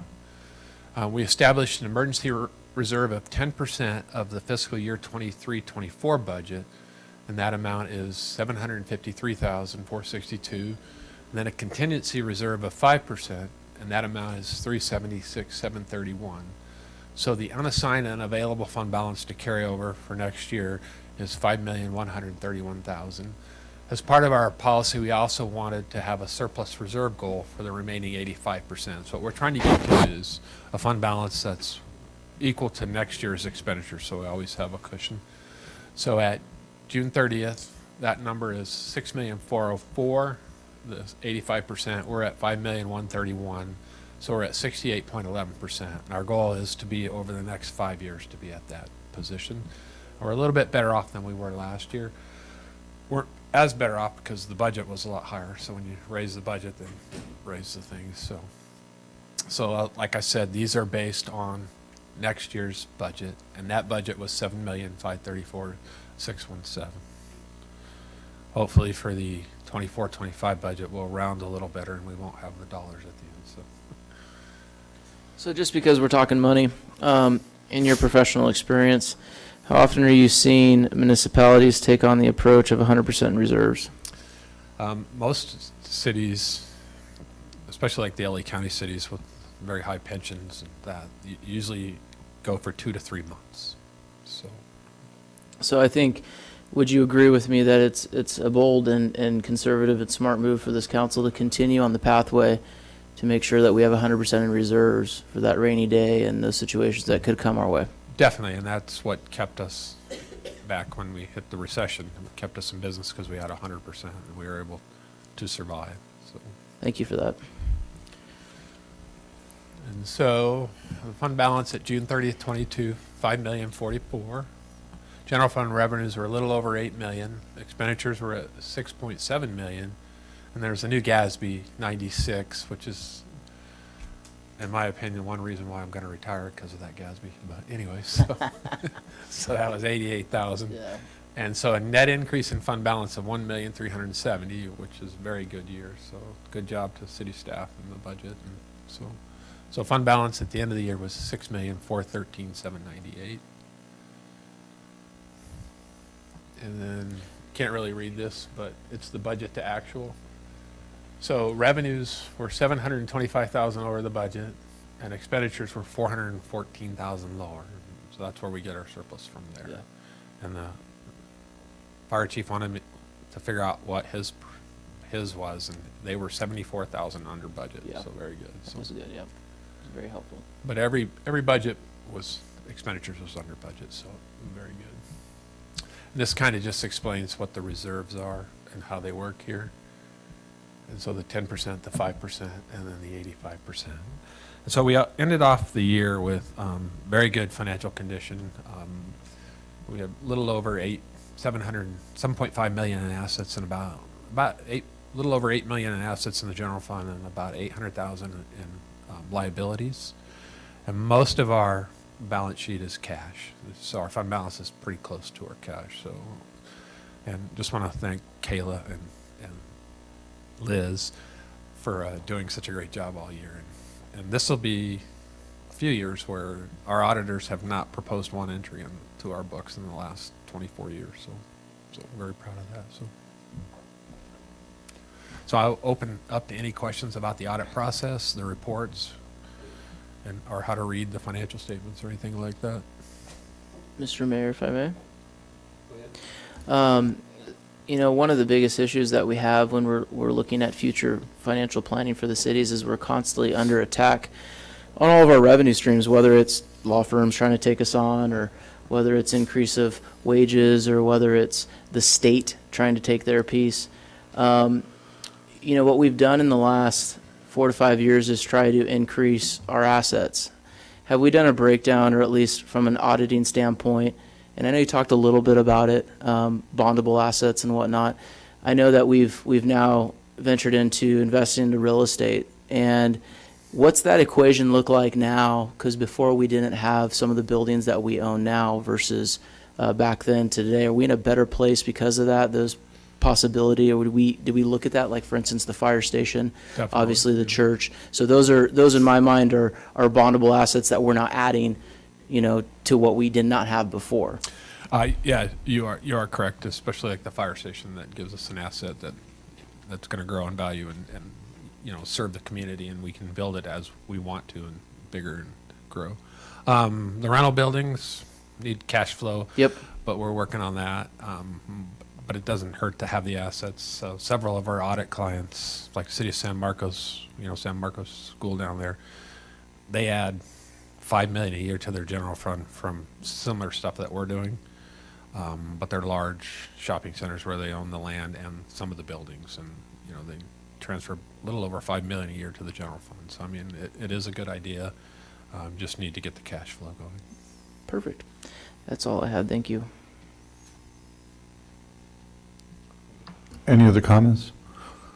I'll make my comment. It seems odd that it would take 6 months to get our numbers audited, but I think this is actually, it's surprising to me personally, but I think as a standard, it's pretty normal that you would close out a budget in June and the auditors would come back months later. Well, the way governments work, cities, not like enterprise funds like the water district, where they close monthly, we only close once a year. And I have to accrue revenues received in July and August back to June. And so I start the closing process in September, usually done by, and then we have to wait for some invoices. I'm usually done by October 15th, but our auditors give us a break. I let them do it later on in the year, so they lower our fee. There's a real shortage of auditors right now, and a shortage of audit firms. And so, and the remote process doesn't help either. Everything's remote now, and it seems to drag out. So, but it's typical. I mean, I work through Christmas all the way up through New Year's trying to get 3 or 4 city audits out by December, so it's typical. So you get the mad end of the year rush, and everybody went on busy. vacation but me, so I was in the office working. So congratulations, we the audit's great. My only comment on the budget is I always imagined growing up that cities' budgets were exactly the same year after year after year, and their income streams were guaranteed like gold. And then you sit in the seat and realize the numbers bounce around much more than you could ever dream, and that the income streams are much more vulnerable than you could imagine. So it's not, projecting out in the future is not a guarantee. It's really kind of an art combined with the science. And thank you for the data, because I feel comfortable with the decision-making basis that we have because of what you're providing. And what you get monthly is very accurate. And like I said, we haven't had a proposed audit adjustment in 24 years, and there's not one city out there that hasn't had at least one audit proposed entry. So just feel confident what you're getting monthly is correct. And So to say we're doing something right is? Yes. All right. And the variances is right. I was looking, each city has to file a financial transaction report with the state of California each year by January 31st. I did it every year up until the last 2 years. Then there's a company that does it for dirt cheap, and we can't touch their price. And so they sent me a list of variances, and I was thinking the same thing you were thinking, Mayor, is wow, we're such a small city, pretty consistent, but there were 30 variances that were significant. So, I mean, every year is a little bit different. So. Right. Thank you. This is a receive and file. No vote is needed. So we'll go ahead and receive and file this. Do we have any public comment cards on this, by the way? Mayor, we do not. Okay. All right. Stepping on to item 9. Thank you, Chair. We're requested to adopt a resolution approving per capita grant funds, or approving an application for per capita grant funds from the state of California. Staff, any comments? That would be Nicole. Yes, good evening, Mayor Welty and members of the council. The item before you tonight, as mentioned, is a resolution approving the submission of an application for a per capita grant funding opportunity to the city. And really what we're asking the council for here is, number one, do we want to submit an application to request this funding to the city? And if so, what are some project ideas that you may have? And if you don't have any tonight, that's okay too, but to start thinking about it, providing you the information you need, and to let us know your ideas associated with this grant. This grant is funded by Prop 68. Some may remember this on the ballot some time ago in 2018. And this set aside funding for cities that is based on your population. So it's not It is not a competitive grant. You do not have to compete for the funds. We are guaranteed $184,811. It's been sitting out there for several years now for the city to consider taking. There are some considerations we have to keep in mind, and I'll go over those for you tonight. That $184,000 comes from $177,000 approximately in per capita funding, another $7,000 or so in what they call urban counties funding. Some requirements that come with this funding, though, is that we would have to include a 20% match from the city or a partner on a project. So it doesn't have to necessarily be city funding. We could partner with the POA, the Merchants Association, or others. Essentially, that match based on that figure of $184,000 would be $46,000. This also can come from in-kind contributions like staff time, designs, etc., within the internal organization and planning of the project. It doesn't necessarily have to be a capital expenditure for the match. Also, the funds are reimbursed to the city. So if we were to move forward on a project with these grant funds, we would have to pay out of pocket from our funding, and then we would get the money back, which shouldn't be a problem based on how healthy you saw our reserves tonight. Some eligible projects that the city could consider. So there is one requirement associated with taking these grant funds. This is for the development of recreational amenities, essentially, or an acquisition for a recreational feature in a city. And you have to make sure that wherever these funds are invested, that site will remain a recreational destination for the next 30 years. That is a requirement of the grant. I'm not sure of the penalty associated with that, but I would assume you'd have to pay back the grant if you did not do so. So as you can see on the screen, some previously approved projects by the state for other communities have included, again, an acquisition of a property, the installation of an adult fitness equipment somewhere in the community. It could also include walking paths, play equipment, landscaping, water bottle fill stations, pavement for parks, for example, and even ADA accessible park benches. These are examples. Essentially, though, we're looking for a recreational project within the community. And I do want to point out, $184,000 sounds like a lot to you or me as a resident, as money in our pockets. But for cities, $184,000 is not as much because we do have to pay prevailing wage on any project that we would do with these grant funds. So some potential projects we've outlined on the screen include the Veterans Memorial Park, maybe improving the landscaping there, adding components that recognize those that have served our country. We could also partner with the Property Owners Association. There is an ability for us to enter into a joint use agreement or an agreement with the Property Owners Association, the Merchants Association for this grant, and do things like field sports lighting at the baseball fields, softball field in Canyon Lake. And then we're open to other ideas. So again, there's a lot of flexibility in how they use the funds, but we really need to identify a site and the projects associated. Question? Mr. Mayor, if I may? Yeah. So you answered the question, because I know you wanted to repeat it if there was an issue with it, but we are allowed to use grant monies for partnership with a private entity. Yes. That's confirmed. Mm-hmm. Second, bless you.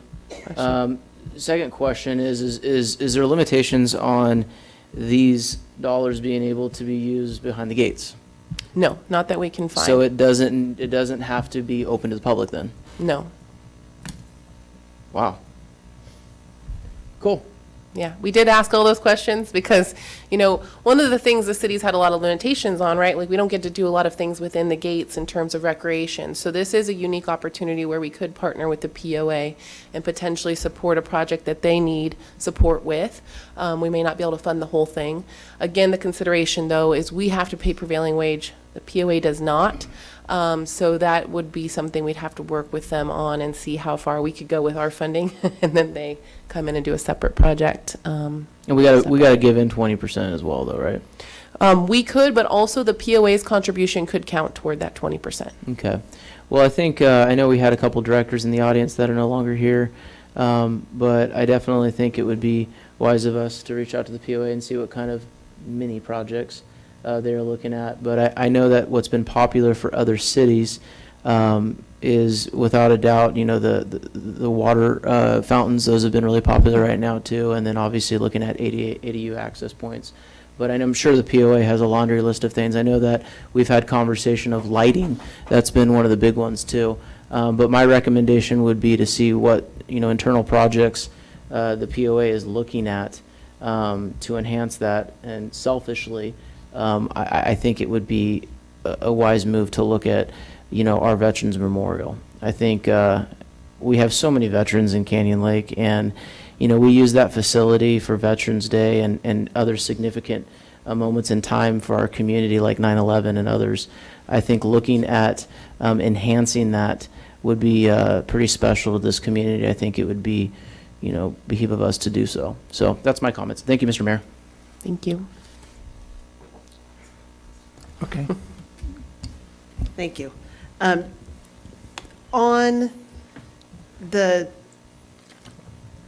having the POA or the Merchants Association help contribute to this, have we talked to anybody about that? Do we have any idea if they want to? Yes, actually we have. So the Merchants Association offered us the park entirely if we would like it. The city could take it over and we would be responsible for maintaining it. So that is an opportunity for us to continue exploring. Our consideration there is landscaping the park and maintaining it and whether we're going to have funding to do so. So that's something we'd have to price out. Also, the Property Owners Association, we did meet with them ahead of the holidays, the general manager and director of operations, and did mention this, and we can work with them further to understand what projects are out there. But they were excited about the option. Again, it goes back to planning appropriately so that we're not creating additional costs for prevailing wage. Okay.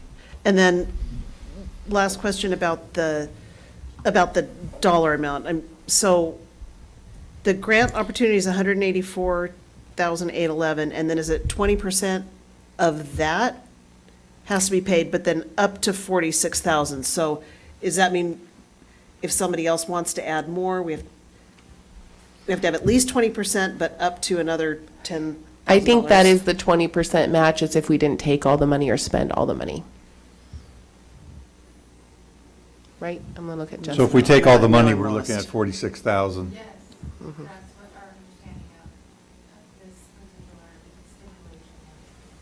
You don't have to take all the money.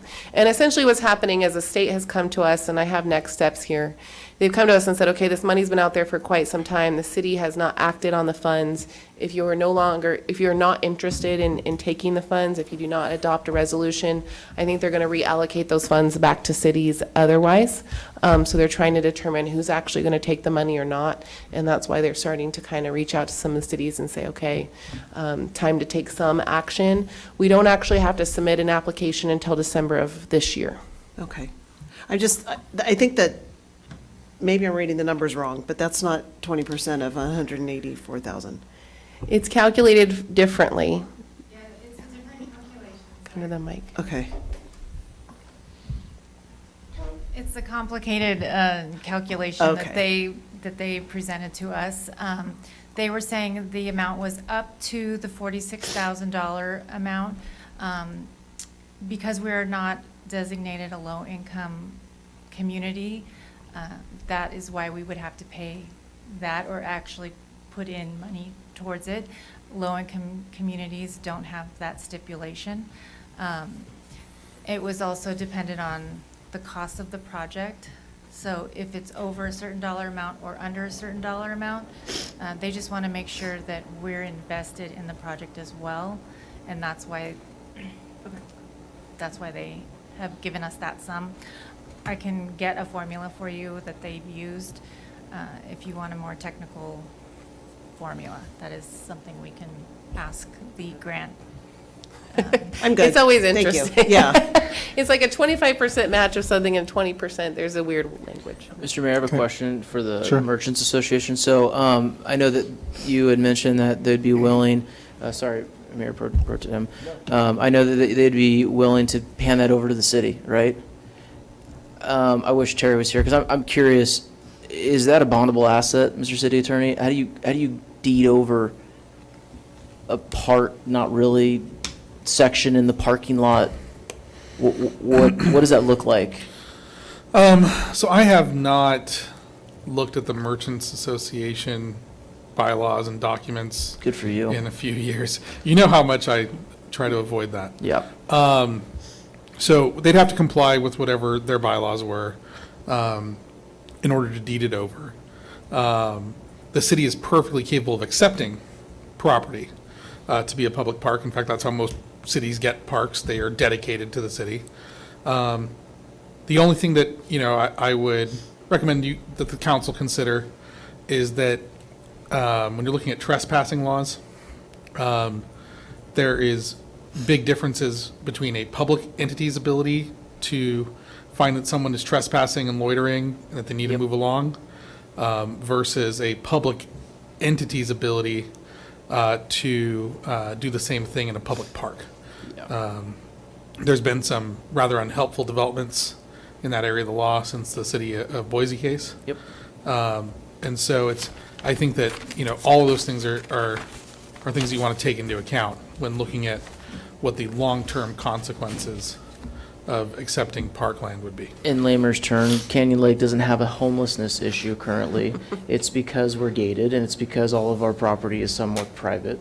So that enforceable is a little bit different. The moment we decide to look at a merchants association piece of property, what happens to be right in the middle of our town center, we could be dealing with the ability of someone who wants to camp out there. Yes. And now we have to look at facilities, and we have to address that thing that we have not done. So I think it's a noble idea, and for me, as a real estate guy and someone who is trying to increase the assets of the city, I think they need to be done cautiously, just because opening us up for, future issues, might be a concern. But I thought it was a brilliant idea, Madam City Manager, because, it's a good way for the city to, I think, make it better. I just am a little concerned about what it could open it up to. When you get a property, you get the pluses and the liabilities. So, it's like getting a great piece of property with a hazardous waste material underneath it. Yeah, it's great you got the property, but you also have to deal with the hazardous waste underneath, so. Just to clarify, that's how good drag strips are built. I thought I have to stop myself. I know we're going down a dark tunnel. I'll just say too, we can still partner with the Merchants Association through a similar type of agreement where we could support them in doing something in the park. Again, the requirement there would be that they have to maintain that for 30 years for recreational purposes. Okay, thank you. Any other comments from the council? Do we have any public comments on that? Mayor, we do not. Okay, that should do that. This is just receive and file. You need adoption on this, right, Madam Clerk? We do. We need to adopt the resolution, Oh, Mayor, so we okay. can get a motion and a second. That would be So great. I'll make the motion, but clarification, Madam Clerk, we're going to be adopting to move forward on this. We can still brainstorm, still come up with good ideas. Awesome. That is Absolutely. correct. Love it. I'll make the motion. Second. Roll call. Councilmember Dane? Aye. Councilmember Smith? Aye. Mayor Pro Tem Terry? Aye. Mayor Welty? Aye. Motion passes. Okay, moving on to item 10. Mr. Mayor, I'm going to be recusing myself on this. For the record, Mr. City Attorney, I have personal assets pertaining to this particular item, so therefore I am going to recuse myself, if that's okay. Yeah, and I think that you have recused yourself on previous Correct. discussions This will be about the second time. Because Yep. it could impact your business operations. Yep. Thank you. Okay. You have me again. And actually, we still have a quorum left, so we're in good shape, so. Jeremy, we'll see you back here in a couple of minutes, hopefully. Next month. Okay, Okay. back to Nicole. Thank you. So the item before you tonight is not, there's no action specifically here, but we really felt this was important to bring to the council as a whole for your feedback again as we move forward with amendments to our residential rental program. This program was established in January of 2020. The city council at that time adopted ordinance number 192, which added chapter 5.2 to the Canyon Lake Municipal Code. It actually began being implemented, meaning properties were being registered into the program in March of that year as well.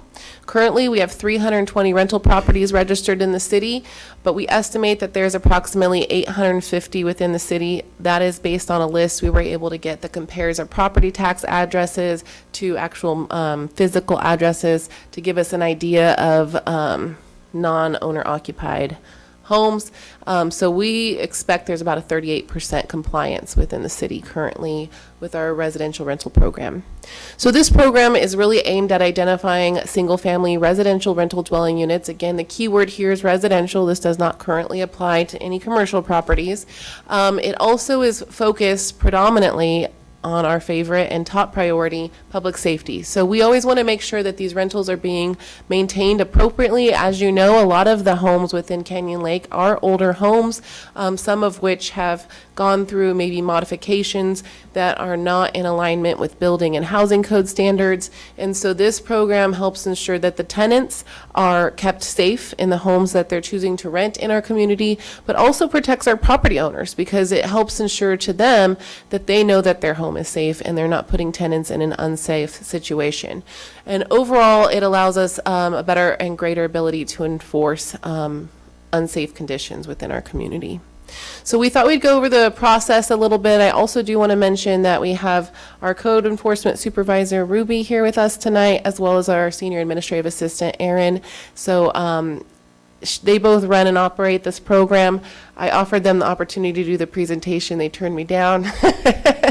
But they're here, so they'll jump in, and I've told them they can jump up and share anything if necessary if I speak out of line on some of these things. But the registration process on the screen, you can see here that we require all of our residential rental property owners to fill out a registration form. They then have to pay for a business license application, an initial fee of $155, and this is per property that they currently lease out within our community. They then also have to pay for a property inspection and pay a fee of $79 per rental. And usually code enforcement will go out and conduct a visual inspection of the property within 7 days. Again, this is that initial registration when they're first bringing a property into our registration database for the city. And also the last requirement is that they do attach a crime-free lease addendum language to their rental agreement. Again, encouraging those coming into our community, choosing to live here, that they try to be mindful of their impacts and be safer and crime-free. So after they are in our system and they are registered with the city, they also do have to go through an annual renewal process. The expiration for their business license is like it is for all of our businesses. It's based on a calendar year. So at the end of that calendar year, on December 31st, they are required to renew their business license at the renewal rate. So again, this is a lower fee. We changed this early this year to $43. Again, that includes a $4 state charge. Our fee is $39. In addition, they do not have to go through a visual inspection. If we feel that they're still in good standing with us, they can do what we call self-certification. They submit photos to us, and they pay less for that, or actually more, or no, less, I'm sorry, less for that process. And you can see the charges there on the screen. One of the things that we found in implementing this program, so this is very common for cities. You implement a new program, you take a look at it, you get feedback from your staff, you get feedback from the community, and some of the things we've heard back from our community since implementing this 3 years ago is that, why do I need a business license? It's kind of weird. I'm renting out a property. I'm not really a business owner. The questions on that form don't always allude to somebody that's renting out a property. And in addition to that, once you fill out a business license, you pay for it, you get an actual business license in the mail, and we say, hang this on your wall. And it's like, well, I don't own a business. I'm not a real business. And so it's gotten a lot of questions from our community. I wouldn't say it's necessarily a significant concern, but I do think it makes people feel confused and unsure about what that means and whatever implications could come with that. And so what we're looking at is potentially changing that requirement. So instead of requiring a business license, we could require property registration fee. We can call it something else. But this idea of basically entering the property initially as a rental property within our city. Also, they would then receive a residential rental certificate. So currently they get a business license and the certificate. So they get the business license after applying for the business license. They get the certificate at the time of inspection. So again, this renews based on when they got into the program. And so there's 2 different steps happening at 2 different times and 2 different fees. Again, a confusing prospect sometimes for our property owners. Also, if you have 5 properties in the city, again, you're required to get 5 business licenses. And just recently, the city council approved some changes to our business license fees. We have an associate business license, and it would make more sense to us, instead of paying a full cost for every single property, that we consider something similar for the residential rental properties, where it's like an associate or an additional property fee. And the reason for this is we can create one form, and they could put 5, 6, 7 properties on one form.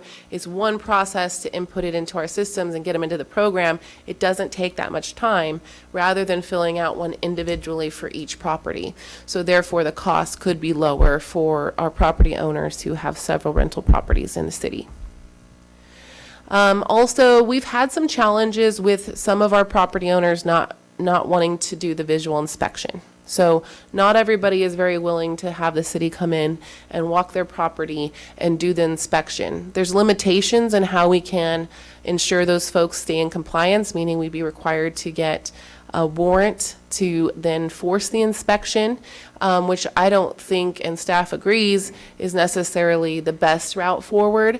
We could consider rather a self-certification process initially, which could be a little bit more expensive, more in depth, but again, they're submitting photos to the city and they could pay a higher fee. So basically incentivizing them to do the visual inspection initially, because at that point we know with more certainty that the property is safe, versus the photos, there's not as much certainty. The council made a similar decision a couple of years ago in terms of animal control. We have a hobby breeder license, right? So if folks really didn't want to have their animals spayed or neutered, they can consider buying a hobby breeder license for $200 versus the regular license fee, which I think is $25 or $30. So a similar approach could be taken here, where you can pay a little bit more, but you forego that visual inspection in person, but you can pay a little bit less and we'll just go out to the property within 7 days. In addition, we've had some questions arise as the program's been in place in regards to owner-occupied residences. So if you, for example, have 2 rooms you rent out to others and yourself, let's say young adults, or maybe you have single mothers and they're renting out rooms together, whether or not that would qualify as a residential rental program property. In discussions with staff and looking at fair housing practices and some of the conversations with the community, it's our recommendation that we make it very clear that in that situation would not be considered a rental, because the owner is living in the property. However, it would apply for ADUs. So again, this is a point of clarification within the municipal code. And then lastly, we don't currently have delinquent fees associated with this program and set deadlines for self-certification. So let's say you've already been in the program for a year, we come up for your renewal. We don't really have a set deadline for when you have to let us know you're renewing, and if you go too far, where is that boundary, and are we charging you more money if you're delinquent? Overall, though, some of these changes, particularly the self-certification for the initial inspection, can strengthen our enforcement in terms of identifying a property that is a rental that is not willing to comply and go through the process. We have an alternative option, so we could be a little bit more forceful for those who are not wanting to comply with the program. Overall, we think that by taking some of these changes into consideration, we can relaunch the program to our community, do a mailing to those we believe are rentals. They may not be, but we assume most of them to be, educating them about this program, talking to them about the changes, and encouraging them to participate.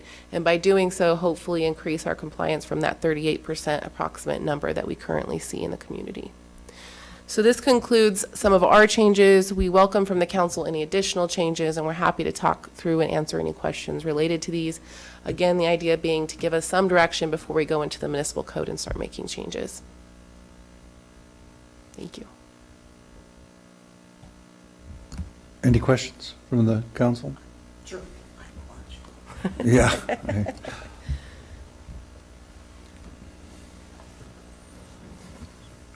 Do we know the number of owners who own multiple rental properties who are currently in the program? Do we have a number of, or even a percentage of what that would be?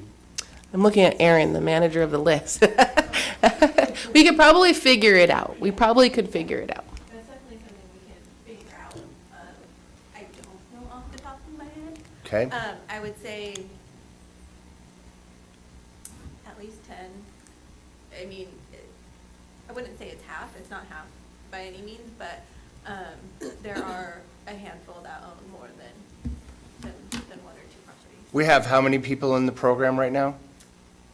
320. Oh, So- 324. So we're looking at 10, possibly. Owners, and then they're we have some that own two or three, and then we have a couple that own 5 or 6. So it kind of varies greatly. And it's hard to say because this last couple of years with housing market, we've had a lot of, people that did own multiple, they sold 1 or 2, and now they only own 1. So Right. it's changed a lot. It's definitely something we can get the numbers on. Would that number of dwellings owned by one person be 10? Do we have anybody that owns 10 properties that's using them as rentals? I would say probably 1. 1? So then, I am all for them not having to, for the gentleman who owns 10, even the gentleman who owns 5, I think it would be a relief to them if they didn't have to, purchase 10 agreements or 10 licenses, whatever we decide we want to call it. I take it that we've given thought that they would purchase a singular license, and we didn't cover that today, but it's in here. They would almost be an associate status, correct? Correct. So they would pay a similar fee to our associate business license, which is $40, I think we're at right now, that we just adopted. So they would pay $40 per property plus that initial fee for that first property. So the first property's free, included in the initial registration. Then each additional property will be $40, and then it renews at $20 the next year. Also, I do want to point out, because I want to make sure this is clear, they would still have to pay the inspection fee per property. Correct, that's understood. So we have 100, the actual license would be $151 per year, is that correct? Yes, $151. And have we given any thought to what the associate fee would be? We would suggest we do something very similar to our business license, so that 40 and 20. The process is very similar in terms of implementing and adding them into the program in terms of staff time. Percentage-wise, it's still a very low amount of the 300 some odd rentals that we have, correct? That would be multiple owners. Correct. And as a reminder, a lot of the folks that are already in the program, they're only at the renewal rate anyways, so they're really only going to pay $39 for the annual fee for the business license right now, too. So currently, we're at approximately 62% compliance of the available rentals, what we estimate, correct? Because we don't really. 38 non-compliant? 38% compliance. So we're at 60. 2% non-compliant. Sorry. Correct? I would challenge staff to look at ways that we can incentivize or somehow figure a way that we could encourage more owners who are renting to be involved in the program. I wished I knew what that would look like. I know that you go through quite the process trying to identify rentals that are not in the program currently, correct? That may be looking at a classified ad. I'm sure you've got many different ways of going about that. Yeah, most of our avenues are different websites, including Craigslist, maybe even OfferUp. Like we kind of dig into every website we can think of or know of, or come across. That's really the only way for us. Complaints, sometimes it's driven. Short-term rentals, they end up turning into residential rent. They participate in the program, so that's another way we get those short-term rentals to come in and then do that 30-day minimum, and then they fall under the residential registration program. This might be redundant, but do we have any real clear idea why people do not sign up for the program? Is it strictly cost, or Is there for some reason they don't want to?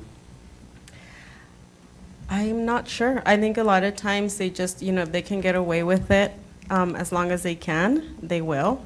We don't get a whole lot of pushback once we find out and figure out that they're renting it.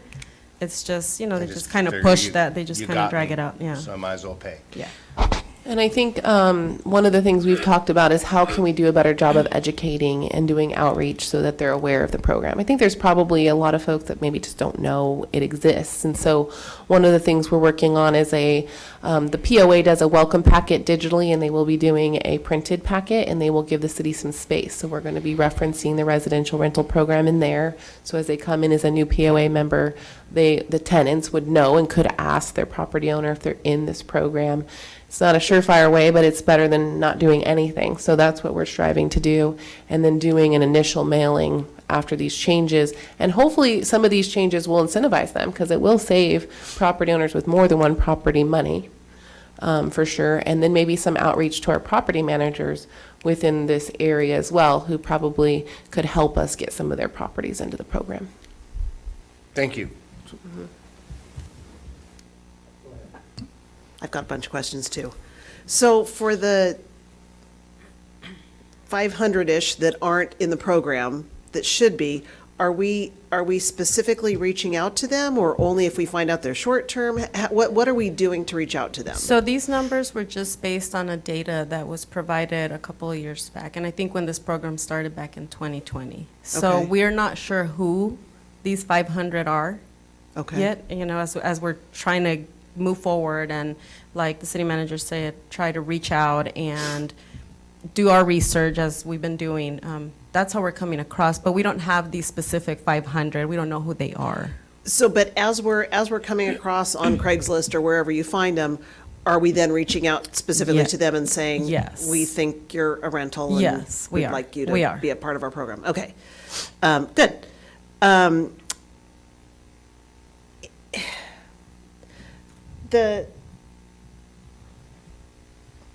I could kind of go either way, but I'm not a huge fan of combining them all into one, because $234 to start off with is not that much money for someone who's renting their property out all the time.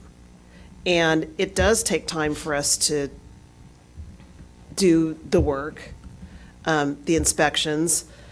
And do we have a lot of people on we were talking about the self-certification for the initial inspection. Are there a lot of people that we're having trouble getting the initial inspections on? I believe right now we are down to around 24. And this is back from 2020. Okay. So these 24 are actually property owners that just have not complied since 2020 with the inspection. Are they just maybe just not here? They Is that a lot of They it? refused. I mean, they literally refused to have us go in there. And are there penalties for that? The only approach would be an inspection warrant. Okay. So that's why we're trying to find some other way to incentivize them to come in. Are they paying the fees, just not getting the inspection? Yes, they Okay. did. renewing their license, they're just not doing the inspection portion of it. Okay. And I had another question on this. Yeah, so I understand the incentive for people with multiple properties to have it be less, but again, I don't rent property, so I guess I don't know, but it doesn't seem like it's that much money, and we're not, it is a business. And I understand the not having a business license, but a rental license or whatever you call it. That makes sense to me. But they are making income off of it. And we could I do don't a think we higher, are. we could do a higher price per additional property. It doesn't have to be, we were just tying it to the business Right. license to be somewhat consistent with something we already have. But we could establish it closer to the initial fee, or maybe do a little bit less, less of a discount, maybe $125 or $100 per property. Yeah. We could definitely look at something that's a little bit more reasonable based on them generating revenue and investment from our community. I Yeah. think I would be a little more understanding of that. The last question that I have, kind of in the weeds with this, but we were talking about having online, I was trying to find it, sorry, through probably iWorks, or doing website where they can do put all the information online, but then that might cost us more to have that done. And I just want to make sure that we're keeping that into account if we're really looking at reducing all these fees, but it's going to cost us more, that puts us in a bad position too. So just want to make sure that we're looking at all of those I things. appreciate that. We did, Ruby and Aaron have been working with iWork. We're going to be having a meeting with all staff because we are trying to get more programs online.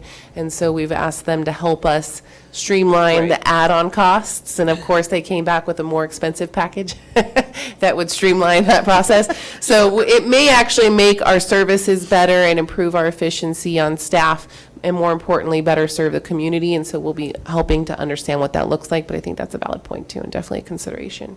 But our goal is to make this online process. All right, that's all I have.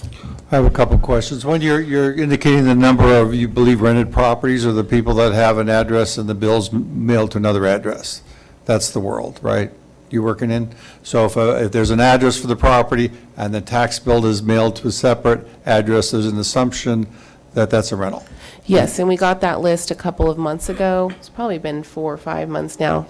And Aaron went through it painstakingly and eliminated everybody that currently is in the program and who is in Quail Valley, because unfortunately that comes into our data as well. And from doing so, I think that's where we came up with the 800 or so properties approximately. I think that maybe the parameters are a little off. I think there's a sense that there's a lot of weekenders, and they own the home, and they have the bill mailed to, say, Orange County where they live. So you may see a lot of discrepancy in the actual number of rentals versus the payment to the tax bill being mailed to a different address. You could probably look at who's claiming that homeowner's exemption, and it's going to a separate address. You'd probably, I'm just saying, I think number-wise, I think the methodology doesn't change in what you're doing. I'm not saying, you need to change everything, but I think maybe the percentages maybe not as bad as we think, because I think a number of them are weekenders. I mean, I'll be honest, my two neighbors, neither of them live there. They're weekenders, and the bill's probably going somewhere else, so it's not unusual. The other thing, the comment is there any, I totally get the video, in a sense, the self-certification on the renewals, on the inspection. Don't have a problem. Second thing is there, do we know of anybody that's experienced this, the picture taking for rental, for initial inspection? Does any other city have a history of that? We didn't come across any other cities that have this initial self-certification. Most of them, they either have just a self-certification, they don't have in-person inspections, but we don't have one that has both. So there's cities without the initial physical inspection that only have the self-certification inspection on the initial. Correct. So they have the program, they just don't have the hybrid we're looking Yeah. at. So there is one out there that does the initial self-certification process. It's interesting. Maybe we look into that, and the fee for the self-certification on initial is high enough to motivate someone to actually have the inspection. We have Steve in our council here that would say that if you side the certification that your house is perfectly safe and someone got hurt inside your house, that certification would not go well in court. I think that's an accurate statement, Mayor. Yeah, so there's a motivation to not lie on the certification, and we can't go into everybody's bedrooms and police, bottom line, right? So we have to find that reasonable path, and I think you're getting pretty close. So, but I would recommend the fee on the self-certification for the initial be motivating for them to actually do a physical. And the other side of it is, what I've heard in the past is that homeowners sometimes can't get into the home that they've rented for 5 years, and they love the opportunity to have an inspection done by an external source, so they can see what's going on. So we try to make our roles as advantageous to the community and the safety as we can, and I think that kind of does a lot of that. So the other comment is, if we change this procedure, which I think we should, what happens if they have an active license and they move over to registration? Do they have to start all over at the high fee, or are we going to grandfather the business license renewal fee? I think that's a great question we can look at. I don't. That was one of the reasons of trying to keep them closer to what we currently do or less than. And I think that, at the time it's for their renewal, we just make a registration, the fees kind of carry on. I do actually in some ways like the reduction on the second property. One, as you say, there's one application, one form. I think one of the key things that we like about the rental program is if there's a problem with a home, we know who to call. And I think that's one of the core things, that the police, the city, even in some senses the POA, can go and say, if there's a problem in a home, they're not answering the door, they're not helping. That's never happened to you, right? No. Happens all the time, right? Yeah, and so the advantage of having a responsible party that's going to go in and take action, I think this is what motivates us to get signups. So we don't want necessarily signups because, hey, we want a fee. We want signups because we serve the community. And I think this registration program where we can get a hold of the owner can call us up and say, take whatever action you need to get that fixed. That support's pretty incredible to me. So we want to go with that. I think that was basically my question. I do believe the second fee should be reduced because it would be one form with the registration of the property. I think that if self-certification on initial should be a higher fee and motivating. Can you flip through a couple of slides? I just want to take a look. There's some other things. I like the crime-free language. So is there any way we track the contracts when they get a new renter in? So we have a process, so if they rent to someone else, we do any follow-up? I'm not necessarily for or against, I just kind of interested. No, currently, they sign the addendum acknowledgement, which states that, so they're signing saying that anytime they execute a new lease, Okay. they will be putting that into their lease. So they sign an acknowledgement form saying that they'll put that in each time they have a new lease. So we're not the lease police, and we're not going to be in everybody's bedrooms policing, No. right? That's what we're. No. And it's gonna- best that way from Yeah. a housing practices standpoint. Okay, I really think it's the advantage of anybody who says they're going to put the statement in, I personally feel you'd be a fool as a landlord not to put that language in. It really protects the landlord more than it protects us, so it's pretty motivating. So I think there's a lot of good stuff here. Do you feel comfortable with the direction, or do you want further? I do. It was very helpful. Thank you. Do you ladies have any additional questions or areas you'd like to address? No. Thank you. Thank you for the feedback. We will bring this back to the council as an amendment, either in February or March, depending on when we can get that on the agenda. Okay, wonderful. Thank you all. That's the last business item. Thank God the council gets to go first. Oh, there's another one? We got another page here. Do we have to wait for Jeremy? Oh, we have the presentation, but, okay. Yeah. Would somebody want to go? Yeah, Mike's getting it. Mike's getting him. I think he's watching the meeting too. If only I had more paper to shuffle around, my life would be a lot better. So, Digital world. digital world. Hey, while we're waiting for Jeremy, just want to thank you all for working my first day as full mayor on the council. I appreciate the kicking under the table. You're doing My great. knees, my ankles are bruised. That's not true. But, okay. You're doing great.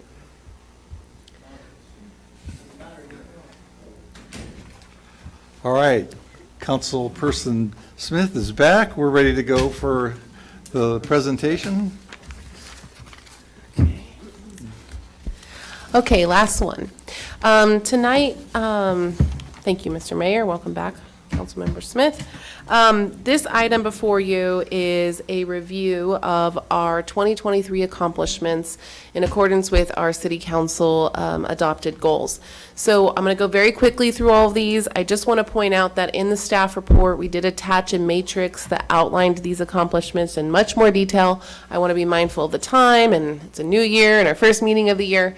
And just note that I'm always happy to go through these in more detail if there's any that I skip over that you think are worthwhile. So I'll go as quickly as I can. I think it's really important to point out that as we head into the new year, that we always remain focused on what our current vision is for the city. And, you know, I underlined the premier place to live because now being here for 10 months officially, it's crazy that it's almost been a year to me, but this community truly is, and I think this is part of its culture, right, is being that premier place to live. And our vision is important when we're thinking about our goals because these goals should always be striving to achieve this vision long term. And so the city council goals that were adopted on January 10th of last year listed on the screen here. At that time, the council did adopt these 12 goals for the calendar year.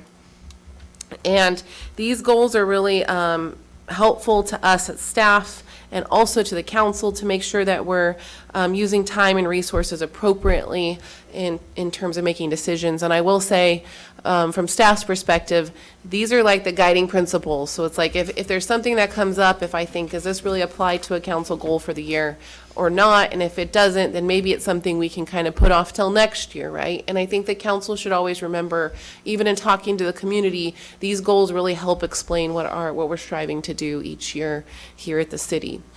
So first, investing in public safety. There's been a lot of investments this year. Probably the longest list of accomplishments was under public safety, and that really points to the council's focus on making sure that's a priority here. Just a few to point out is we did start 2 new programs, a medication drop box and a Vial of Life program. Our Canyon Lake Fire Department did a lot of work to launch these programs for our community. Looking ahead, we've been striving to apply for public safety grants whenever we can. We haven't been lucky enough to get all of them, but we've gotten some, including soon a battery recycling program, getting that started here in the city. Also, of course, entering into a lease purchase agreement for a Type 1 structural fire engine. And I also want to point out that for the first time, our department went out to Mecca and did an out-of-area response. The City Council did adopt terms and conditions associated with this. This allows us opportunities in the future, but we also have to be mindful of our staffing demands here and making sure we're not burning out our crews and able to cover that type of service. But it is something we can continue to look into. One thing I do want to mention too as I'm going through this is we're going to be doing a goal setting workshop in early next month. Usually the council does adopt those goals at the beginning of the calendar year, but in talking with several of you and staff, we felt it'd be worthwhile to have additional time together to look at short and long-term priorities for the city and making sure we really dig into some things. Because as you know, all 5 of you can't get together and talk about anything related to the city just openly, and so it's good to do this every so often to be able to tackle some more difficult conversations. So that is forthcoming. When we look at law enforcement, we've really worked on our relationship with RSO, understanding better the services we have. Some things have been mentioned tonight, but the big one that we've taken a step on this year is a law enforcement services study. And this study is expected to come to the city on January 19th. The Public Safety Subcommittee will review that. Ultimately, will be presented to the City Council, and the Council will have to make decisions about the future of law enforcement here in the city, and that will be a topic of conversation, obviously, when we have our goal-setting workshop. When we look at goal number 2, securing the long-term use of Fire Station 1, this is a simple accomplishment. It wasn't simple through the process. In January of last year, the city did send an offer to purchase the fire station to the Canyon Lake Property Owners Association. And then on December 8th, officially, the city took over ownership for our Canyon Lake Fire Department. And this, of course, was an historic first for our city. And I just want to say, from my perspective coming in and the relationship and the strains that existed with the Property Owners Association at the start of this negotiation and where it ended at the end, I just want to congratulate and commend the City Council on that, because to have a 5-0 vote on both sides at the end of this and be able to move swiftly through the escrow process was a huge accomplishment, in my opinion. We also adopted a new user fee study in December of last year, and so this year staff has worked to make sure those fees are fully implemented. Everything's updated on our website, and as we mentioned on the last item, we're always still looking at how we can improve our online accessibility associated with paying fees. And there's several things on here mentioning the special event web portal and our fee waiver. That's been kind of one of our first areas of really trying to look at our programs and our fees and understand how we can better serve our community. BLM and the annexation of developable parcels. So the city of Canyon Lake has looked at these opportunities for many, many, many years. And so I feel that this last year we've really made some promising progress. We were introduced to a new contact at the BLM who actually works for the disposition department for the organization and has interest in helping us move forward here. And so we're going to continue to foster that relationship. But that was a huge change of luck, I would say, in terms of them reaching out to us. In addition, while it's been slow moving, we've made a lot of progress in understanding what our opportunities are outside the city boundaries, and we currently have an RFP out for a general plan amendment. We've had several meetings with our neighboring city of Lake Elsinore, LAFCO, the County of Riverside, as well as our new supervisor, Karen Spiegel, keeping them informed about our plans for the future and understanding what those are. Again, a topic for our upcoming goal-setting workshop as well.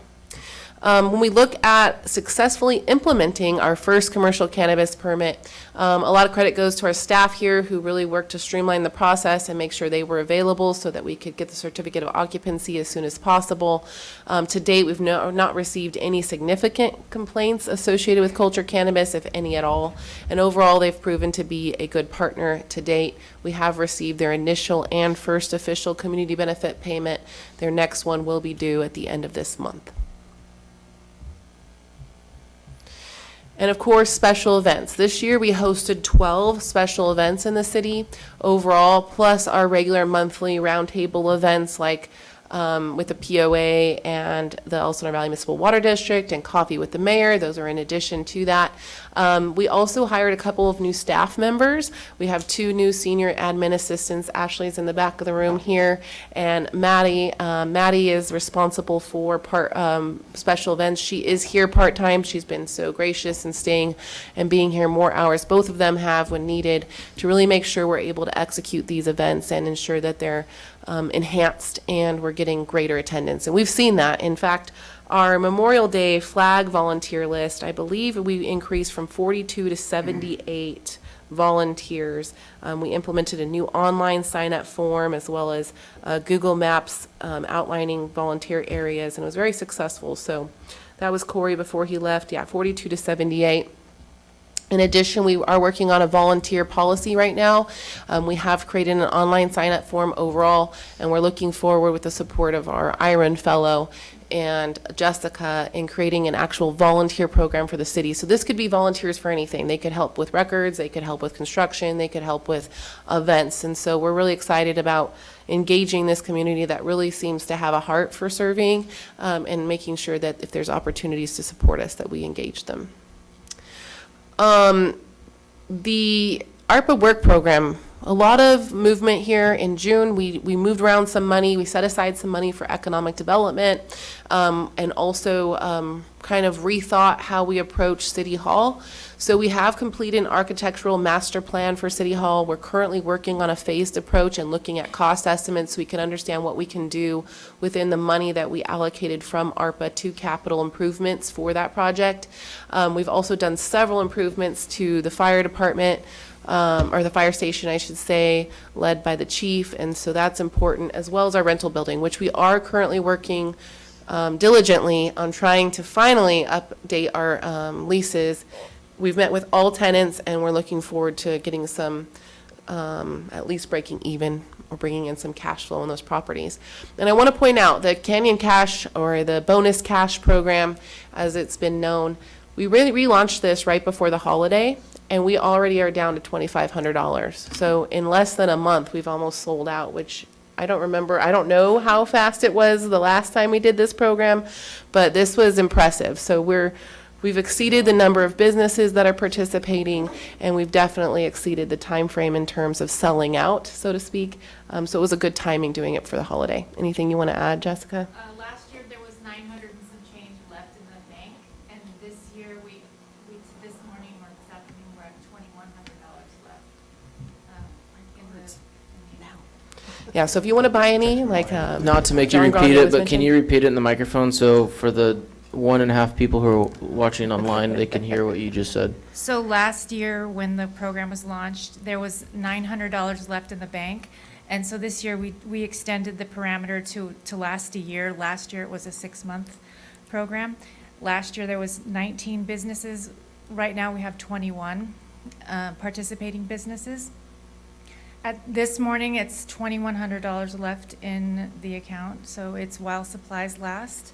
And people have been very active and taking advantage of it, and grateful that we had it. So thank you for bringing that. In regards to bonus cash cards, I just want to say this is the first time where, as a council member, I received text messages, instant messages from business owners asking how they can sign up.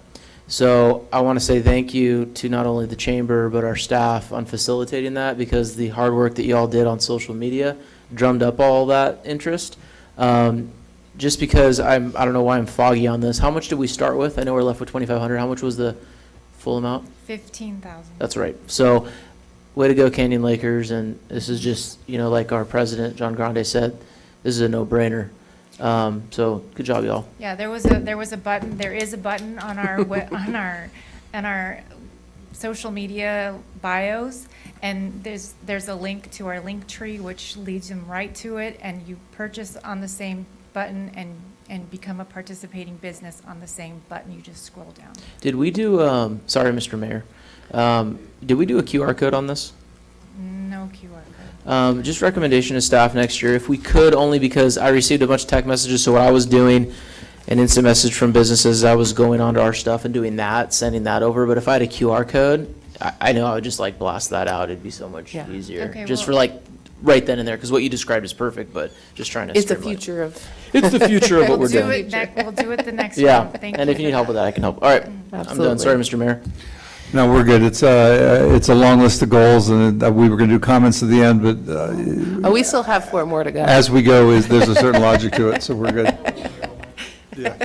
I'm going fast. Okay, goal 8. This is related to the local road safety plan that the city adopted last year and then applied for grant funding through Caltrans.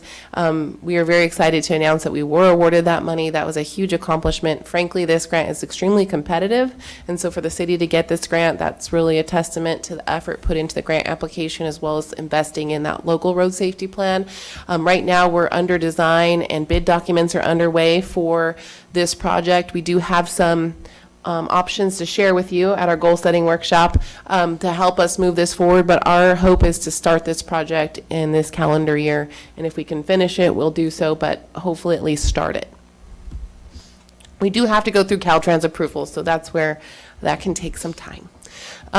One of the new goals that was added, I believe, during the meeting and really discussed was developing a marketing plan and materials for the town center specific plan.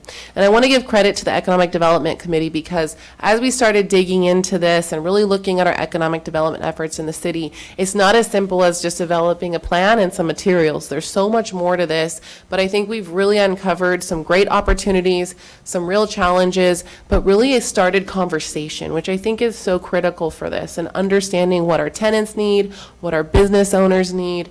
Today, in fact, I just met another business or property owner in the center who owns building and subleases buildings. And I think those are the types of conversations we can have to understand what they need from the city and how we can support them, and then really start to uncover what options are best as we try to bring in more sales tax generating uses in the center, as well as traffic, just to support our small businesses, bring them more business so that they can sustain the increasing costs of owning a small business here in California. And so we remain committed to that. We're meeting regularly with the Merchants Association, and in fact have met with several consultants, and think within the next 8 to 10 weeks we could have what we're going to call a playbook on how best to move forward on the many economic development initiatives that the city has circled circled around for so many decades. So again, a very important topic when we get together for a longer conversation. Also, our Chamber of Commerce, again, I mean, wow, I have to give credit to John Grande because single-handedly, you see this gentleman everywhere. And I know we recognized him as Citizen of the Month, but I mean, for such a small community and such a small chamber, and him being the president and not an employee, let me remind everybody that he is not an employee, just representing our business community. They've done so many great events and recognitions this year, and it's really evolved, and the city's been grateful to help by hosting at-home businesses with ribbon cuttings and being a part of those conversations. So I encourage this community, if you own a business, this is a great group of people that are really trying to support each other, and I think it's a great opportunity, and it's been wonderful for us to have the support from the council to be there. I think that goes a long way as well, encouraging them to continue their efforts, but anything we can continue to do there. The city did increase our sponsorship. We're also participating in Caught Being Good, I'm calling it, campaigns, so kids that are actually behaving well in the community. The city donated $1,000 toward that effort, and so our fire department's offered to help with that too, and so we look forward to that program soon, but just trying to create more ways to support each other, and that's admirable. This is not the most exciting goal, solidifying and diversifying revenues, but as you heard tonight, the city is making extremely wise decisions. The council has put in place several policies, processes, programs, et cetera, that really help ensure the long-term financial sustainability of this city. And as mentioned by some, revenues are not guaranteed to us. The challenges of the economy are unknown, and so it's so critical for us to really understand what our options are and that we're setting aside for reserves as much as possible and hitting those targets. So kudos to the council for taking these steps on the screen. I won't go through all of them, but I just want to emphasize, while this isn't necessarily the things that the community gets to experience or take part in or engage in, it's so important to ensure that the city remains a city, that we maintain local control, and that we have power over our destiny and the services here in the city of Canyon Lake.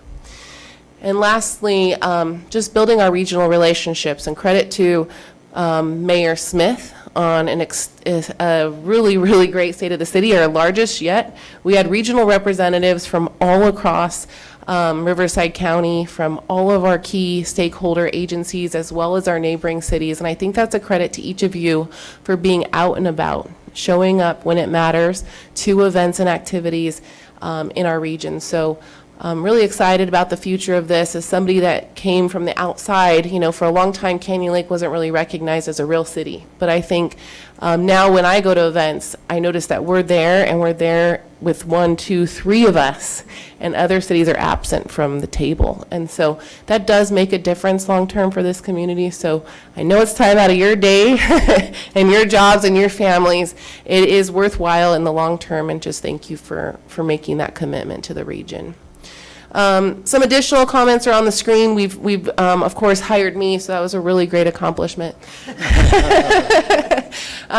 We completed our Railroad Canyon Road painting improvement project. We've looked at several municipal codes, again, with a focus on best serving our community and making sure, again, that our municipal codes are aligning with our goals and our vision.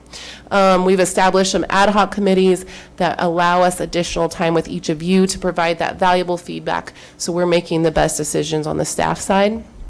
And social media engagement. I thought this was really great because we've spent some time here, and I know Councilmember Smith mentioned this, but in just the last year, we had a 22% increase in following on our Instagram, 5% on Facebook, but more importantly, our engagement was up 332% on Facebook and 100% on Instagram. So what that tells me is that more and more the community realizes that we are a source of information, and this is important when a lot of things are circling around about what's really happening and where can I get the truth or the facts, and we want people to know that we're here and we're available to share that message, and we'll continue to do our best to spread information and share information within our resources, right? We're small staff, so we do the most we can, but I was really grateful to see those statistics. And I also want to take a moment to recognize our city clerk's department, Cheryl. We've really put a lot of time and effort into making sure our information is available and being transparent. We now have a public portal officially on our website this week where you can search resolutions, ordinance, minutes, and agendas. So if you really are a geek about public service, you can now go in there and see every time this city council has discussed something about weed abatement or animal control and understand the history of issues here. And so that's a huge undertaking, so thank you to the team for doing that. There's more to come on that. Again, not something that sounds exciting to most, but next when we will look at building permits, and that is important for our property owners because that really helps them be able to expedite their projects and find things on their own time, 24/7, when we're not open.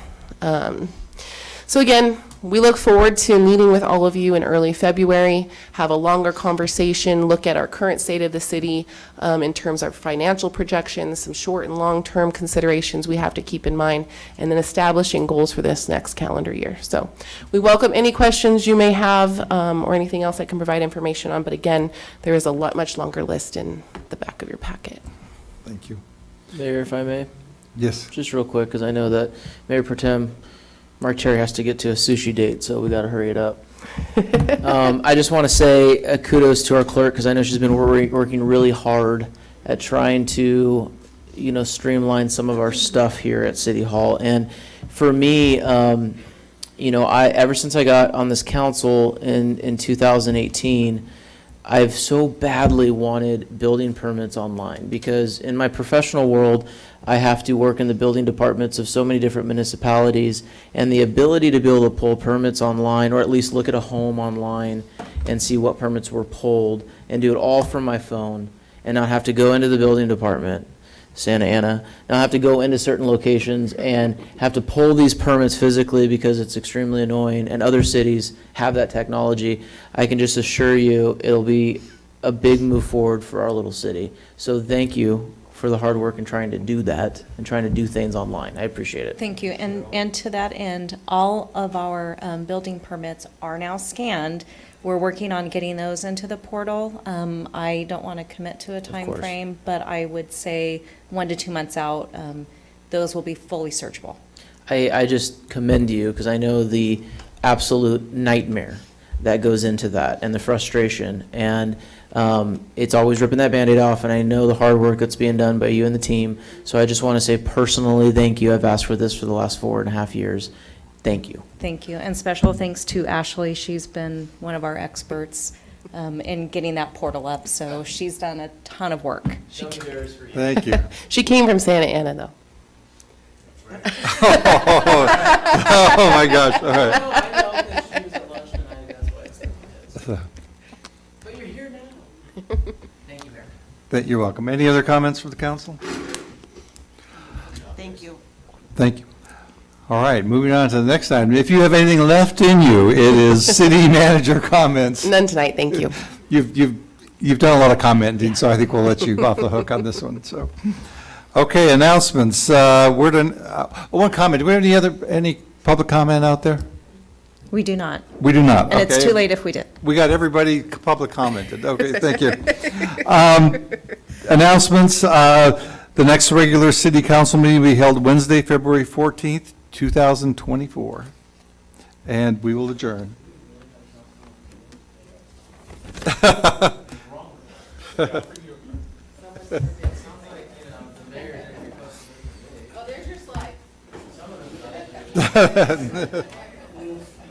Looks better up there than.